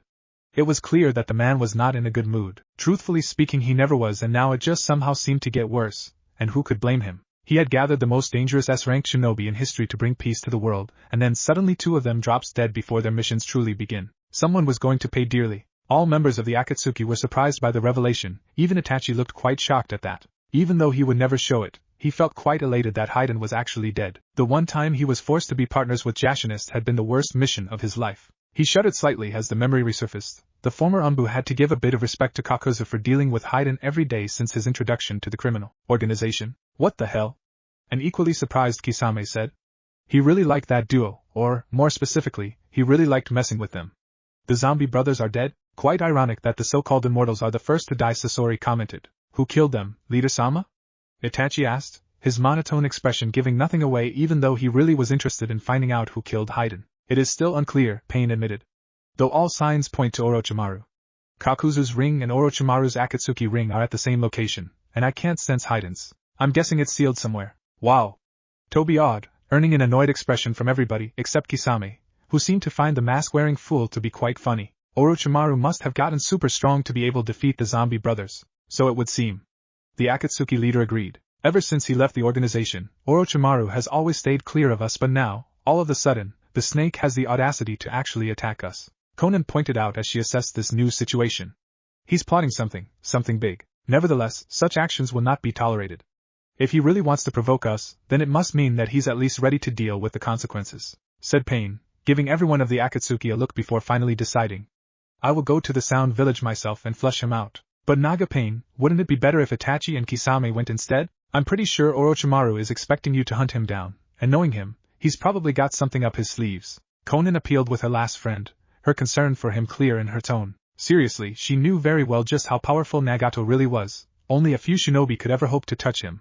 But Orochimaru was a different kind of shinobi. There was a good reason why he was called a once-in-a-lifetime genius in Konoha. This was the same shinobi who attacked Itachi despite the fact that he knew that the odds were stacked against him, went to one of the big five in Suna and killed them, and did it again in Konoha just a few weeks later. When it came to Orochimaru, it didn't matter how powerful you were. The fact remained that if he was actually willing to face you in battle, then that means he definitely had something up his sleeves. It matters not what the snake has planned. I will go, and he shall realize the true power of God. Pain commanded in a tone that invited no objections, and yet, I agree with Konan-san, Itachi said, surprising everyone. Kisame and I are much closer to the hidden Sound Village than you, so we can easily go there and hunt down Orochimaru. The Uchiha criminal was rewarded with looks of astonishment. Even Pain raised his brows to signal his surprise. Ever since he joined Akatsuki, Itachi has never volunteered for any mission that would most likely involve battle. It was actually well known within Akatsuki that, despite the violent past of the Exumbu, the man himself avoided battle and would most of the time put his opponents in a fetal genjutsu rather than fight them head-on. So why would Itachi volunteer for such a mission when all signs pointed to Orochimaru seemingly being ready for them? While everyone else was pondering about this, for Itachi, the objective was clear. He was going to do everything in his power to avoid any meeting or confrontation between Pain and Sasuke, at all possible costs. The very idea of his little brother being so close to Orochimaru filled him with sleepless nights. Adding Pain to the equation is something he wouldn't even dare think about. Itachi had no idea how powerful their leader was, but any man capable of controlling a criminal organization of 10s ranked shinobi was a man to fear. No! He won't allow this to happen. He was even willing to attack the Akatsuki leader himself in order to protect his brother. So you want to go snake hunting, huh? I like it, Kisame said with an excited grin, his shark-like face lighting up in anticipation. I was kinda pissed that we ran from Jiraiya 3 years ago. Now I get another chance to tussle with another Sannin. Not so fast, shark boy. I already declared Orochimaru to be my target. So if there's anyone going to sound, it's me. Deidara spoke for the first time. Besides, I've been dying to display my art on a village. Only one C3 is enough for such a lousy village. Get in line, girlie, we've already decided. And how many times do I have to tell you that blowing things up isn't art? Real art is. Enough. Pain ordered. He wasn't in any mood to deal with stupid arguments. Leader Samatobi's voice was heard as he raised his hand, waiting to be given permission to talk, and Pain nodded. Perhaps I should go to Sound. No one is interested in your stupidity. Toby, I'm going to Sound and there's nothing this blue fish can do about it. How about if I cut your legs, True art doesn't need legs, But that's what I'm talking about, Deidara-senpai. Everyone here is so cool and dangerous, so I want to go so that I can become just like you, pretty please? Toby begged childishly, which only served to annoy Deidara all the more. I said shut up, Toby. This mission is mine and I'm not going to say it again, enough. Their leader commanded in a dangerously low tone. A few minutes of silence passed as Nagato considered his choices. On one hand, he really wanted to personally search the snake himself, and show him what happens when one defied a god, but then again, Itachi and Kisame were also fully capable of doing so. He also had to put Conan's reservations into consideration, no matter how powerful he was. Nagato knew that Orochimaru was too sneaky an individual to not have something up his sleeves. Perhaps he was even doing this to draw out Nagato himself for the Rinnegan, or Itachi for the Sharingan, or even both. And so he decided, Toby, you and Zetsu will search for him. I will give you the exact coordinates of the Akatsuki rings, because it is high time you proved yourself useful to the Akatsuki. Yes. Toby exclaimed obnoxiously, receiving an annoyed look from Deidara. Though I do have to warn you, failure will not be tolerated. The leader warned. Don't worry, boss man, we've got this in the bag. Suna. Kankuro was not a good cook, which was quite surprising to Naruto, considering the fact the man wore makeup. He would claim it to be war paint, but considering Suna was not in any war, the blonde still maintained his belief that it was makeup stolen from his sister, which was another thing he found disheartening to hear, that Temari was an even worse cook than both their brothers. No wonder Gaara was once demented. By the way, where is Temari anyway? I haven't seen her since we came. The blonde asked the two Sabaku brothers as he tried not to grimace from the taste of the food. He was definitely going to a ramen stand after this. She's in Konoha discussing a chunin exams with the Godame, and some other trade business. Gaara responded, having already finished his meal. It seems he had gotten used to the atrocious food. Poor Gaara. She will be back in 2 weeks' time though. Kankuro finished with a satisfied smile on him and a hand on his belly. Stupid bastard. Naruto really felt jealous that Jiraiya was somewhere else having a proper meal while doing his research, though it did give him a small smile when he saw Fu also struggling to keep the food down. So, have you made any preparations for the Akatsuki? Yes, traps and battle strategies are being set up as we speak, plus, Master Jiraiya was kind enough to help us create a better seal for the village. Gaara explained. We will not allow the Akatsuki to enter this village, much less get what they're coming after. That's good to hear. We need to put an end to those bastards as soon as possible. Their conversation was halted when a messenger entered the room, delivering a message requesting for Gaara and Kankuro to the council chambers. Excuse us, the two brothers said. No sooner had they disappeared had Naruto stood up as well, and although he didn't wait for a response, he said to his fellow Jinchuriki, Great, let's go to a ramen stand before they come back. 15 minutes later. So what do you think of Gaara? Great guy, huh? The blonde asked, mid-slurp, therefore unable to see the blush dawned on Fu's face. Yeah, quite young as well. It is quite inspirational to meet such a young Kage who also happens to be a Jinchuriki. She answered, getting a grin from her companion. Yeah, it is. He agreed. I guess seeing what he has accomplished finally answers your question, huh? Things can get better for us. Yeah. The girl smiled softly. So, have you gotten in touch with your village? Naruto asked, getting a frown from the girl. Yeah, they're sending a couple of jonin to come and get me, and Kazekage-sama is also going to send his shinobi to escort me, as well. They should be here in 2 weeks' time, she answered, though she really hoped that they never showed up. The few weeks spent outside the village would have been the best moments of her life, barring the Akatsuki attack, of course. She had finally made some friends, felt welcome, and she was actually growing attached to the village hidden in the sand. Nobody gave her eyes of disapproval here, no insults, glares, or mistreatment, and a lot of people actually treated her like an honored guest with so much respect because they had spotted her with Gaara in the streets. The Nanabai Jinchuriki could only imagine how her life would be like living in such a place. She wanted to plead to her village to allow her to stay in Suna, but she knew that it would be impossible. Hell, they might even accuse her of being a traitor for simply suggesting such a thing. You know, constantly worrying about something doesn't really help your state of mind. Naruto commented as he sat down his fifth bowl. I know, I just can't help it. You guys are still hungry? The two heard, and when Fu turned around, she found Gaara staring at them with a raised brow. Well, we're. Kankuro's cooking sucks. Naruto replied bluntly, not bothering to turn. Is that so? The young Kage asked as he joined them, sitting next to Fu. Yeah, I'm surprised you haven't tried to kill him yet. That actually got the redhead to smile. Trust me, Uzumaki, if you've ever tasted Temari's cooking, Kankuro would seem like a gourmet chef. Why not hire a cook? Fu asked curiously. We do have one. Kankuro just likes to cook sometimes. Well, he sucks. Just don't tell him that. The three Jinchuriki spent close to an hour at the ramen stand talking about different topics, and it could have been even longer if one of Jiraiya's agents hadn't disturbed them. Excuse me, Kazekage-sama, Fu-san. Jiraiya-sama has requested for Naruto-kun's presence at the hotel. He didn't say what it was about, but he did say that it was urgent. The middle-aged man said with a bow. Well, I guess that's my K to leave. Let me see what the perv wants. The blonde said, standing up. I'll see you guys tomorrow. With that, he disappeared with a wind vortex sunshin. So Gaara started looking at his fellow Jinchuriki. What do you think of Suna? The girl's face practically lit up at that. Gaara never thought that he could ever hear someone else sound so patriotic about a place that wasn't their home. And he did smile happily when she told him about how welcome she felt in this place. Being a Jinchuriki himself, he understood just how toxic one's own village can be towards you and your state of health. So seeing her happy warmed his heart. I'm really glad you like it, he told her. Have you had a tour around the village? Not really, I didn't want to trespass, she responded. In Taki practically everywhere she went was trespassing, whether it was in the streets, the stores, even at the waterfall. The people always made sure to make her feel unwanted, therefore she learned to keep to herself in her own home or training grounds. That way nobody would reprimand her for daring to breathe the same air as them. Old habits, she thought miserably at those memories. Well, perhaps I could show you around. He stood up, his cheeks the slightest shade of pink, though he looked away to hide it. That is if you're not too busy. Fu gave him a smile as she stood up as well. I'd love to, Kazekage-sama. You don't have to be so formal. All my friends can call me Gaara. Friend? Friend. The pair paid for their food and started their walk as they learned more about each other. By the time they were done, neither realized that it was well past midnight. Meanwhile, so what's up? Naruto asked from the hotel window, having just arrived, though his guard went up as soon as he saw his sensei's serious expression.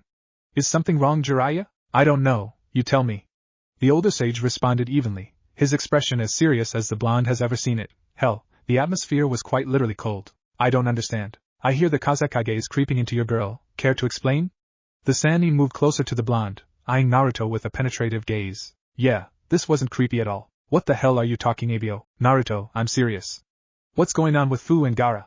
The Sannin placed both of his hands on the Jinchuriki's shoulder, his face 5 inches away. The blonde could practically feel the warm air coming out Jiraiya's nose and mouth. What the dash? Nothing is going on, they're just friends, that's all. Naruto tried to shake his sensei's hands off of him, but his grip was too firm. Oh really? What about the long gazes, the subtle flirts, the blushing?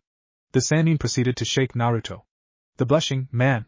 That's a dangerous sign right there. The blonde gave his clearly insane sensei a sweat drop expression, which got the said to raise his arms in the air as a sign of frustration. I can't believe this, the Sannin exclaimed.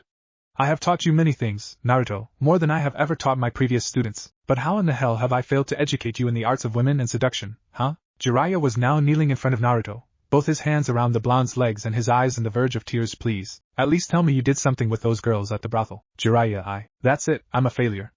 I acknowledge it. First Nagato, then Minato, and now you. I claim to be the greatest teacher, and yet I couldn't even open your eyes to the wonders of the female form. The devastated man cried. Well, technically, the statement wasn't completely correct, as Minato was popular with Kunoichi, but still, the man settled down way too early for Jiraiya's tastes. Your only option now is to kidnap Gaara and… Hey! Naruto scowled, clearly hurt that his master thought he was so clueless with women. First of all, Gaara and Fu are just friends, there's nothing going on there. That's what he wants you to think. Jiraiya interjected. Shut up. Secondly, I didn't do anything with those girls because I'm not stupid enough to give my first time to some whore in a brothel. And thirdly, I'm not romantically interested in Fu, alright? If I was, trust me Jiraiya, she'd be mine by now. The Jinchuriki finished smugly. Peh! Jiraiya snorted, that's what you nice guys want to believe. I mean, who do you think you attracting with those lines? What's your name? What's your sign? But as soon as you buy that wine, Gaara just creeps up from behind and asks her what her interests are, who she's been with, things that makes her smile, and what numbers to dial. She's gonna be here for a while, and she's gonna call her crew, and he's gonna call his crew, and they can rendezvous at the bar around 2. The pervert breathed heavily when he was finished with his tirade. The hell are you quoting Biggie Smalls? That doesn't matter, what matters right now is that you've lost another girl to another one of your so-called friends. Okay, this is now becoming stupid. The blonde's hand sat on his forehead signaling his frustration. Is it? I say this is becoming a trend. Next thing you know, is this why you called me here? Huh? Yeah. Well this, and also the scroll on the table.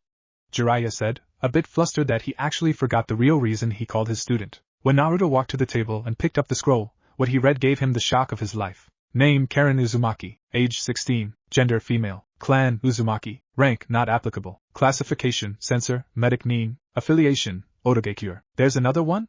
Naruto couldn't keep the disbelief out of his tone. Yeah, it was real. There was another Uzumaki in this world. He couldn't believe it.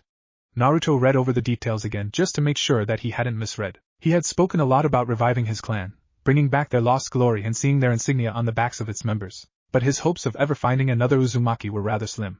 He had always thought that he would have to be put in the CRA, Clan Restoration Act, to regrow the clan, but now, maybe this was only the beginning, maybe there were more Uzumaki out there. Surely a few of them would have managed to escape the destruction of Yuzu just like Karen's parents, and if they were, then he would surely find them and bring them home. He looked at the picture on the scroll again. Karen, huh?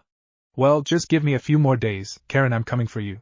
He thought as he looked over the information on her again. Is she Orochimaru's prisoner or subordinate? He asked his sensei. Subordinate. Jiraiya responded seriously before taking a sip of his sake. Reports say that her parents left Yuzu right before it was destroyed and they took refuge in Kusugakure. Nothing much is known from there, but sometime 3 years ago, Orochimaru apparently took some interest in her and her chakra, so he recruited her in his entourage. I see. That was not something Naruto ever wanted or expected to hear. Anything that has to do with Orochimaru was just bad news. That man did the vilest of things and anyone linked with him was bound to be messed up. Orochimaru was quite honestly one of the few people that Naruto despised with a passion. His heart sank as he considered the possibility of Karen happily carrying out Orochimaru's distasteful deeds. He didn't want to think of what he might be forced to do if it turned out to be the case. She is currently in charge of Orochimaru's southern hideout, though I'm not quite sure of its exact location. Jiraiya said seriously, we should go. Naruto looked at his master with a pleading expression. This girl is possibly one of the few remaining full-blood Uzumaki, the closest person I could ever have to a relative. Other than your crazy ass, of course. That's all well and good, Naruto, but what if she turns out to be dedicated to Orochimaru like Kabuto? Jiraiya asked, causing a flinch to appear on Naruto's face. Not only that, but what if we find Orochimaru and his lackeys there as well? This could turn out to be a suicide mission, you know. Jiraiya understood just how important this girl was to his student, but they also had to take a lot of things into consideration here. I know, the blonde said, his hands clenching into fists, as he also considered this situation. Anything that has to do with Orochimaru has danger written all over it, and I know there's a possibility of facing that snake, but I can't just ignore this. This is the biggest opportunity one have to start reviving my clan, and if she turns out to be an enemy? Jiraiya asked in a hardened tone, their gazes locked on each other. I guess I'll have to do what needs to be done, he answered, though he couldn't find the conviction to back up those words. Could he truly end up killing the only hope for Yuzu's legacy even if she was too dangerous to be left alive? He didn't know. A few minutes of silence passed before Jiraiya finally said, if we end up falling into a trap, then we'll reverse summon ourselves to Enti Mayaboku. Please, Jiraiya. Jiraiya finally relented after what seemed like an hour to the blonde. Fine, we'll start off tomorrow morning. We might even make a detour to Kumo to warn them about the Akatsuki. But I'm cautioning you, Naruto, don't put all your hopes in this girl. Naruto's expression lit up. He would have been jumping for joy, but he was now too mature for that. Now, if you excuse me, I would like to enjoy the rest of the night doing my research, the Sannin said before he walked to the window, giggling perversely. You know, due to the village's unfavorable location and weather, there's only one hot spring, and the place is always filled with gorgeous babes. He didn't get to complete his sentence before Naruto forcefully kicked him out, breaking the closed window in the process. Border of the land of fire. Itachi couldn't help but frown as he looked at the clearing that his partner had just filled with the blood of a hunter Nin from the hidden mist. Samahata was blood-stained, with Kisame himself having some spots of blood on his Akatsuki cloak. In situations like these, he would always allow the former hidden mist swordsman to deal with it, seeing as the shark man was always bloodthirsty. The Uchiha preferred to use genjutsu on them, but since his health started deteriorating at a quick pace, he participated in as less battles as he possibly could. Though seeing how Kisame was slaughtering his former comrades, Itachi was almost tempted to ignore the illness. Speaking of his teammate, Itachi's frown deepened as he thought of the past month. Pain had requested Kisame and Kakuzu to go to a Mekagure, citing that he needed the two for their large chakra reserves, though for what, he didn't say. Itachi had been forced to tolerate Haiden as his temporary partner for over 1 month, and he could honestly say that he really missed Kisame during that period, and his respect for Kakuzu grew immensely. I bet Pain called for Kisame and Kakuzu because he needed help gangbanging that bitch Konan, ha ha ha ha. Oh man, I'm so funny. Itachi fiercely shook his head to banish that terrible memory. If he wasn't already scarred from his Umbu days, then the Jashinist would have surely taken it upon himself to do so. The Uchiha liked to think of himself as a pacifist, but during that time he was rather tempted to use Tsukuyomi on the Jashinist and cut apart his body piece by piece. Hell, Itachi would even bet that Haiden was the reason his condition was reaching a critical stage. Hypertension was never good for a sick person. What did worry the ex-Umbu most, though, was the fact that Kisame couldn't remember anything after coming back from AIM. Itachi had tried to enter the swordsman's mind, but somehow Kisame's memories were completely blank from the previous month. No barriers, traps, or genjutsu trying to protect the memories, but just plain blank. This kind of thing pointed to Madara also getting involved, but he felt he had to erase the memories, and Itachi had no idea why. Was he trying to hide it from him? Did it have something to do with the hidden leaf? Were they working on a different objective while the elemental nations were busy trying to protect their Bija? There were too many questions surrounding the Akatsuki at the moment, and very little answers were provided. Itachi couldn't help but fear for the state of the shinobi world. Madara, Pain, Orochimaru, all these people were planning something, and he knew that it would never be good. He wanted to warn Jiraiya, at least, but the Toad Sannin was really good at covering his tracks, and going to the hidden leaf now was not only suspicious, but it was also really dangerous for him, especially considering the state of his health. So, any chance that we might run into your little brother?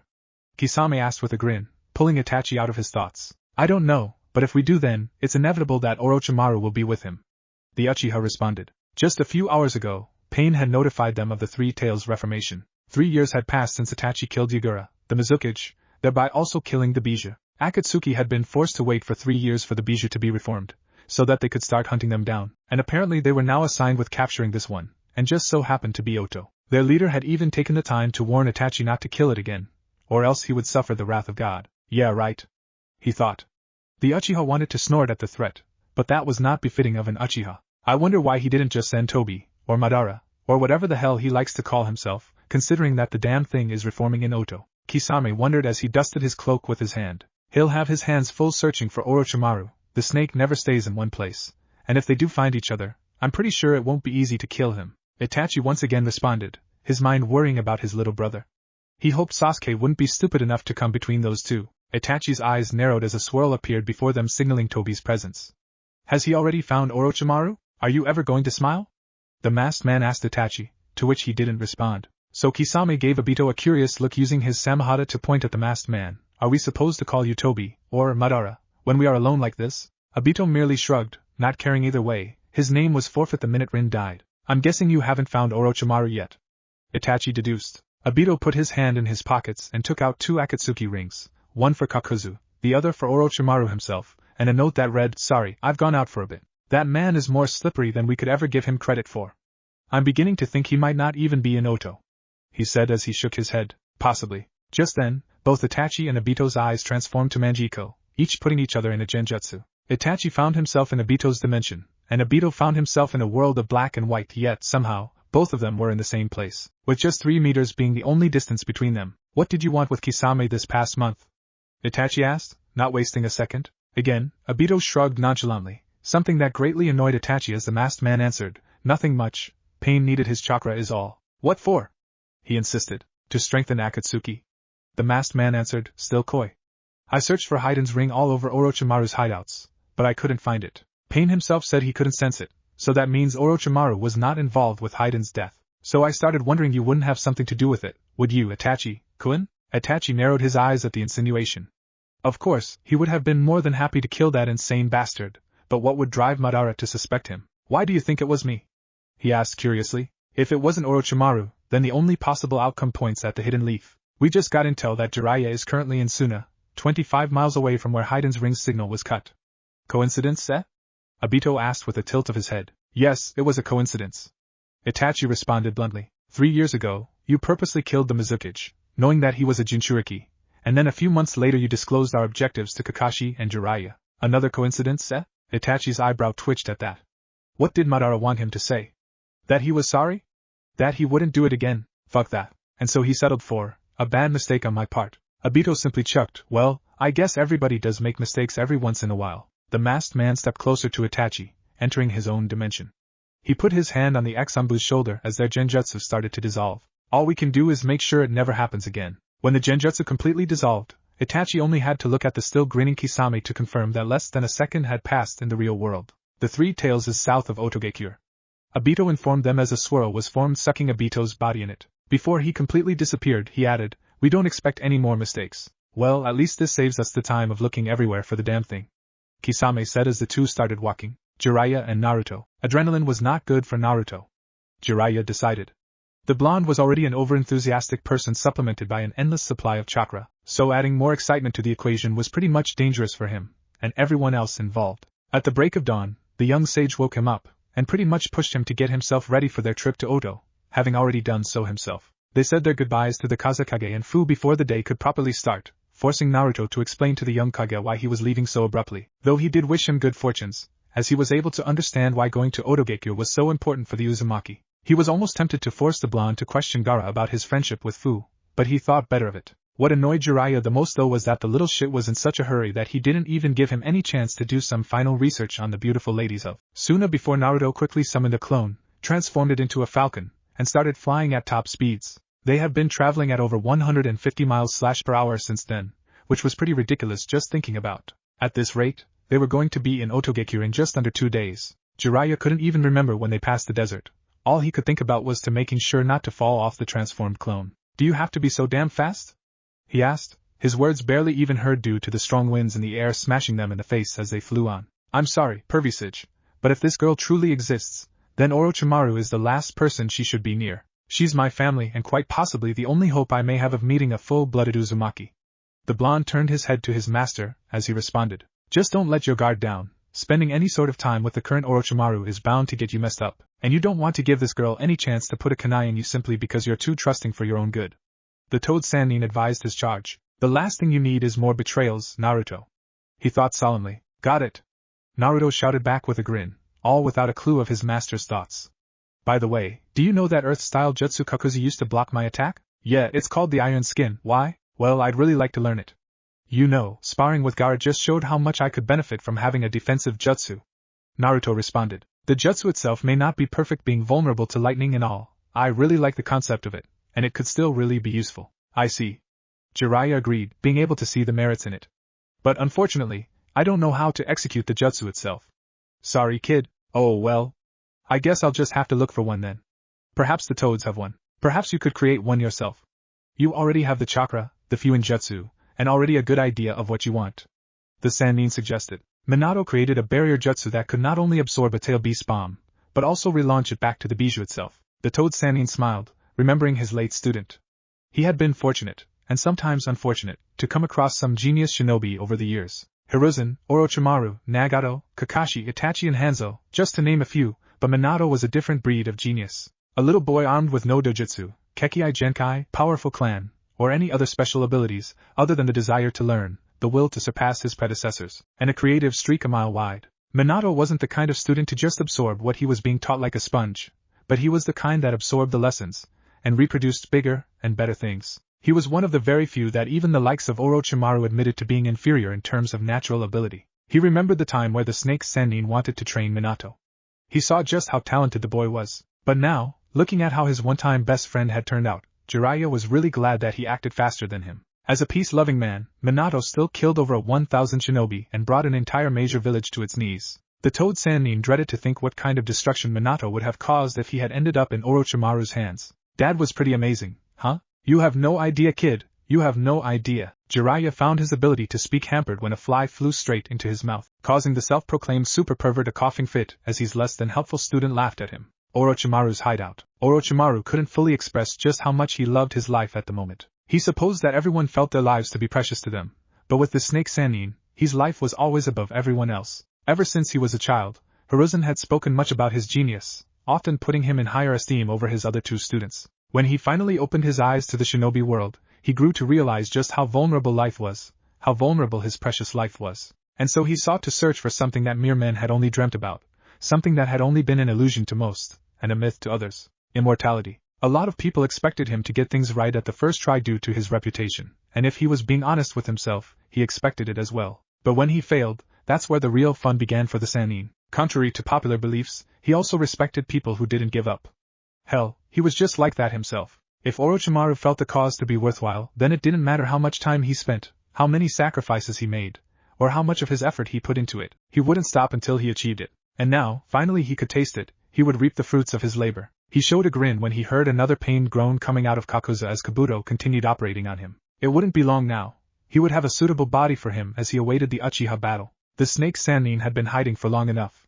He couldn't wait to remind the world just why he was such a feared shinobi, and most of all, he couldn't wait to dance with the Akatsuki. His old companions must be surely looking for him at the moment, and if it wasn't for the fact that he destroyed the seal that Sasori put inside of Kabuto's head, they might have already found him. But very soon though, he would let them find him, and on that day, Orochimaru's thoughts were disturbed when a shinobi appeared next to him.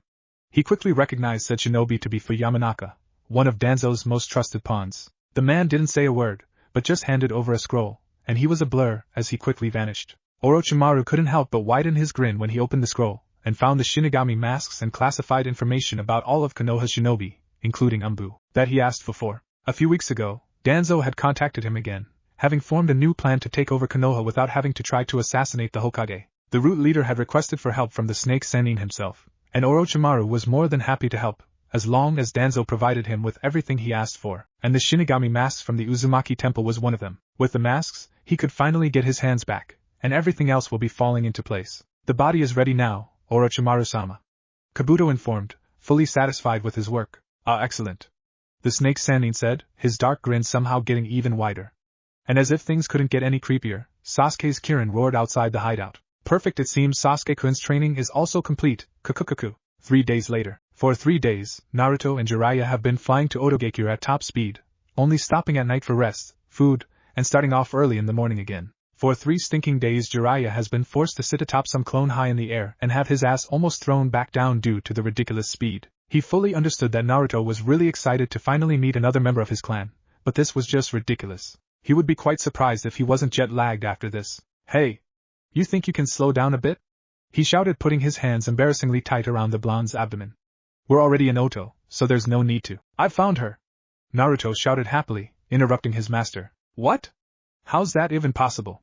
You don't even know her chakra signature. Jiraiya said, honestly shocked. It's hard to explain, it's like her chakra is a satellite, constantly searching for other chakra signatures. She doesn't massive chakra reserves, but she is somehow able to spread her chakra evenly across the terrain. Naruto explained, finding himself impressed with such an ability. That's impressive. Jiraiya agreed with his thoughts. It could be why Orochimaru was interested in her, maybe. And it seems like she has also managed to sense us as well. And even better, I'm not sensing Orochimaru's chakra anywhere near her. Then this will be easier than we thought. Jiraiya grinned, relieved. Yeah, well, it seems she's running away from us. And the blonde stopped before screaming out in frustration and annoyance. Oh, fuck me, what? Has something happened to her?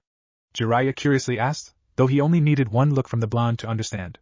Akatsuki? Yeah, I can sense another tailed beast about west of here, which is where the two Akatsuki members are. Naruto responded with a frown. Karen must have sensed them as well, because she's running the opposite direction at top speed. What are they going to do now? If Karen gets far enough, it's very possible that they might lose her. But then again, this was another chance to take out another team of the notorious criminal organization. Naruto, I'll try to send a clone after her. The younger sage interrupted Jiraiya once again. I don't know how powerful she is, but if she's capable of defeating my clone, then we may end up losing her. But still we need to deal with Akatsuki now, before they do any real damage. Jiraiya couldn't help but give a proud smile to the blonde. He was able to recognize the threat posed by Akatsuki, and even chose to engage them at the risk of losing the only clanmate he will ever have. Jiraiya put his hand on the blonde's shoulder as a sign of encouragement. You did well. Now we just have to make sure to deal with these bastards quickly. And with that, the two Toad Sages went to confront the Akatsuki duo. Though it never occurred to both that there would be adversaries had also already noticed their presence until they also a single crow fly past them, its eyes red as the Sharingan. Just then, fire-coated shuriken rushed at them from all directions with great speed. The shuriken would have surely killed them if Naruto hadn't used the enhanced speed of Sage Mode and Jiraiya his experience to their respective advantages. The two quickly jumped off the falcon and dispelled the genjutsu. They were about to counter but soon realized that while they could sense their opponents, they still couldn't see them. A double-layer genjutsu Jiraiya realized, so dexterously done so as not to make it so apparent, the first layer being one masks the user's voice, location and causing a slight shift in the target's senses while the second one only there to supplement on hiding the user's location. No doubt this was Itachi's work. He was the one only member of Akatsuki he was quite sure was capable with such. The Sannin really had to give it to the rogue shinobi. He had fought a lot of genjutsu-type shinobi before, but the skill required to not only put two S-ranked shinobi in the same genjutsu but also make it so that they noticed no changes in their environment was something only a true genius would be capable of. Jiraiya quickly dispelled the genjutsu, and was relieved to see Naruto had done so as well, but the relief quickly turned to curses when both master and student found themselves falling into a torrent of water with 5 water sharks waiting for them. Jiraiya never got the chance to shunshin himself out of trouble before the sharks leaped and attacked both Naruto and he, dragging them down to the water thereby reddening it with blood. Just a few meters away, on a tree branch, sat a grinning Kisame and Itachi who were watching diligently. Kisame tilted his head to the side, grin still in place as he along with his partner jumped down to on top of the water. That would be very easy, Itachi-san. The former hidden Miss Swordsman said, not really looking at his partner. Itachi gave a small nod nonetheless. Yes, too easy for a Sannin, the Uchiha said, calling out their opponents. The Toad-affiliated shinobi didn't disappoint as just then Itachi widened his eyes when they heard. Sage Art, Toad Oil, Wind Style, Great Wind Breakthrough, Fire Style, Toad Flame Stream, Kisame.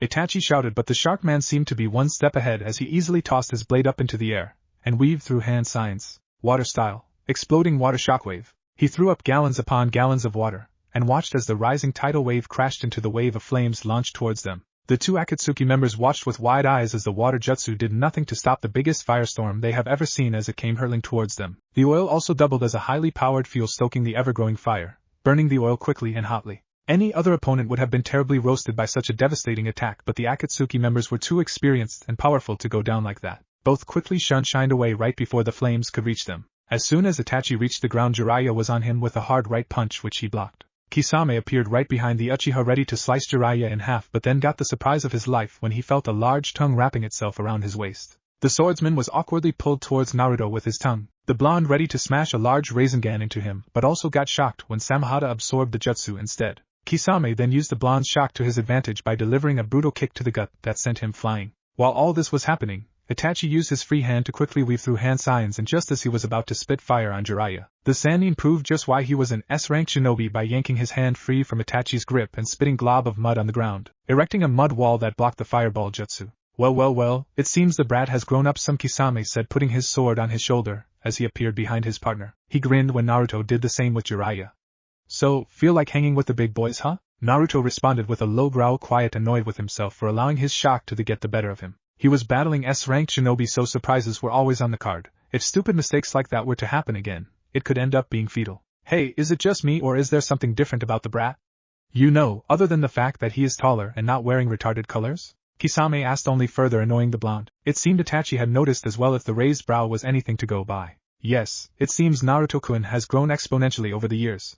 The jutsu he's using has only ever been attained by the strongest of shinobi. It's what gave Jiraiya-sama so much fame after all.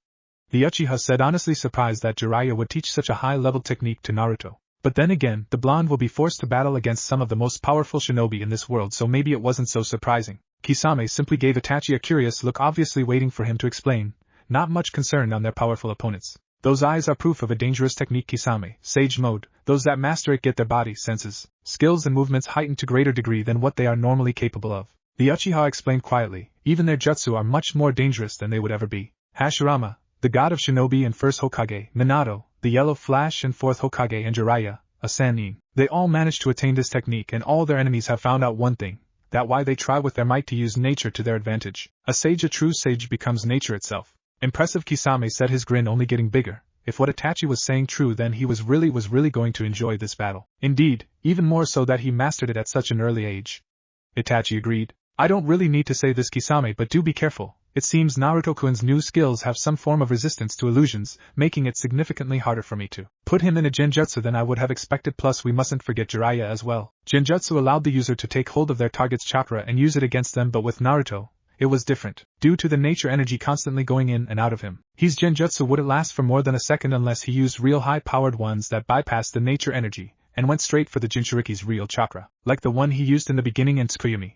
But the Uchiha wasn't in the right physical condition to do that. Jiraiya narrowed his eyes as he looked at the two criminals. This pair was definitely more dangerous than the last two. In the last battle they had the numerical advantage and Haiden wasn't really that impressive, but this time, things were different. It was a 2-on-2 battle of S-rank shinobi, each just as dangerous as the next. The carnage about to take place was inevitable, but which side was it going to favor? Jiraiya had no idea, but one thing was clear though, Naruto's inexperience with high-level battle was going to play a major part in this. Unlike the last battle, he wasn't going to allow himself to be separated from the blonde, seeing just how powerful their new opponents are. Teamwork remained their best option, but even that didn't guarantee anything because Itachi and Kisame have obviously been partners way longer than he and Naruto have been together. If last battle was Naruto's test against high-level opponents, then this one was going to be a baptism of fire. Suna. It had been 3 years since Itachi had killed the Three Tails. The beast had no doubt reformed by this point, and Sasori and Zetsu had their spy networks working overtime to try and find it. A few days ago, they finally heard some reports that it was reforming in the hidden sound, putting the Akatsuki mission back on track. They were free to gather tailed beasts once more, with the threat of a painful death delivered by God himself should they delay the plan further. Deidara and Sasori decided to be the first ones to capture one of their targets, and so had struck out to the hidden sand, where they had been informed that the one-tailed Jinchuriki had actually been appointed Kazekage. Do you have all the clay you'll need? Asked Sasori, almost worriedly, but covered with a mask of calm. Yeah. Deidara responded. I've even got some pre-sculpted art ready to go. When I let loose C3, they won't be able to find the village hidden in the sand. Patting his bag for emphasis. Fine, as long as you're careful. I won't be able to help you up in the sky. I'll make good our escape, but that won't mean anything if you die. Chided Sasori. Alright, I get it. Exclaimed Deidara. Fight the Jinchuriki, don't kill him, get out, with the Jinchuriki. Added Sasori. That's implied. Said Deidara. I have more than enough clay, and I won't need all of it. It's not like he can fly, yeah? Just don't take long, you know just how much I hate waiting. It's good that you feel that way because here you won't have to wait to be buried. Sasori of the Red Sand. The two art lovers heard. They didn't have to wonder who the voice belonged to as the Kazekage. Fu and some Jounin landed in front of them ready for battle. Well, it seems we really don't have to start looking for the Jinchuriki after all, as Sasori Dano? The Mad Bomber said, giving the Suna group a predatory grin. Yes, and look Deidara, we have 2 for the price of 1, Sasori said. What does Akatsuki want in my village? Gaara asked, though only out of courtesy more than anything. He knew what they wanted, and his village has been preparing itself ever since Jiraiya came to warn them. He also had the Toad Sannin to thank for the improved seal he set up in the village. It spread to the entire Suna desert, and was working better than he would have ever expected. Just a few minutes ago, he had been informed that 2 powerful chakra signals had just entered the Suna desert, and it wasn't Jiraiya and Naruto, thereby leaving only one possible outcome. Akatsuki. He used his third eye technique in order to confirm, and once he did, Gaara had ordered a level 1 defensive barrier to be activated around the village, and ordered both Baki and Kankuro to remain in the village in case the Akatsuki somehow bypassed the barrier and threatened the village's safety in the pursuit of the Bija. He would have wanted to deal with the situation himself, but Baki and Kankuro had insisted that he needed backup, and Fu had volunteered. Gaara didn't want to risk the girl's life like this, but she convinced him that she is a capable kunoichi able to hold her own. So finally he relented. The young Kage took 5 of the best Jounin in Suna, and Fu then started off to confront the S-ranked criminals. Hey, Deidara said, taking out some clay from his pouch. You know, The one tail is known as the weakest of the Bijou, but with you being a Kage and all, I really hope you don't disappoint HN. You don't have to worry about that, Gaara responded as his sand started rising. He may hold the weakest Bijou, but Gaara was anything but weak. The fact that he was the youngest Kage proved that point. Plus, the desert was his home ground, the place where he was at his strongest.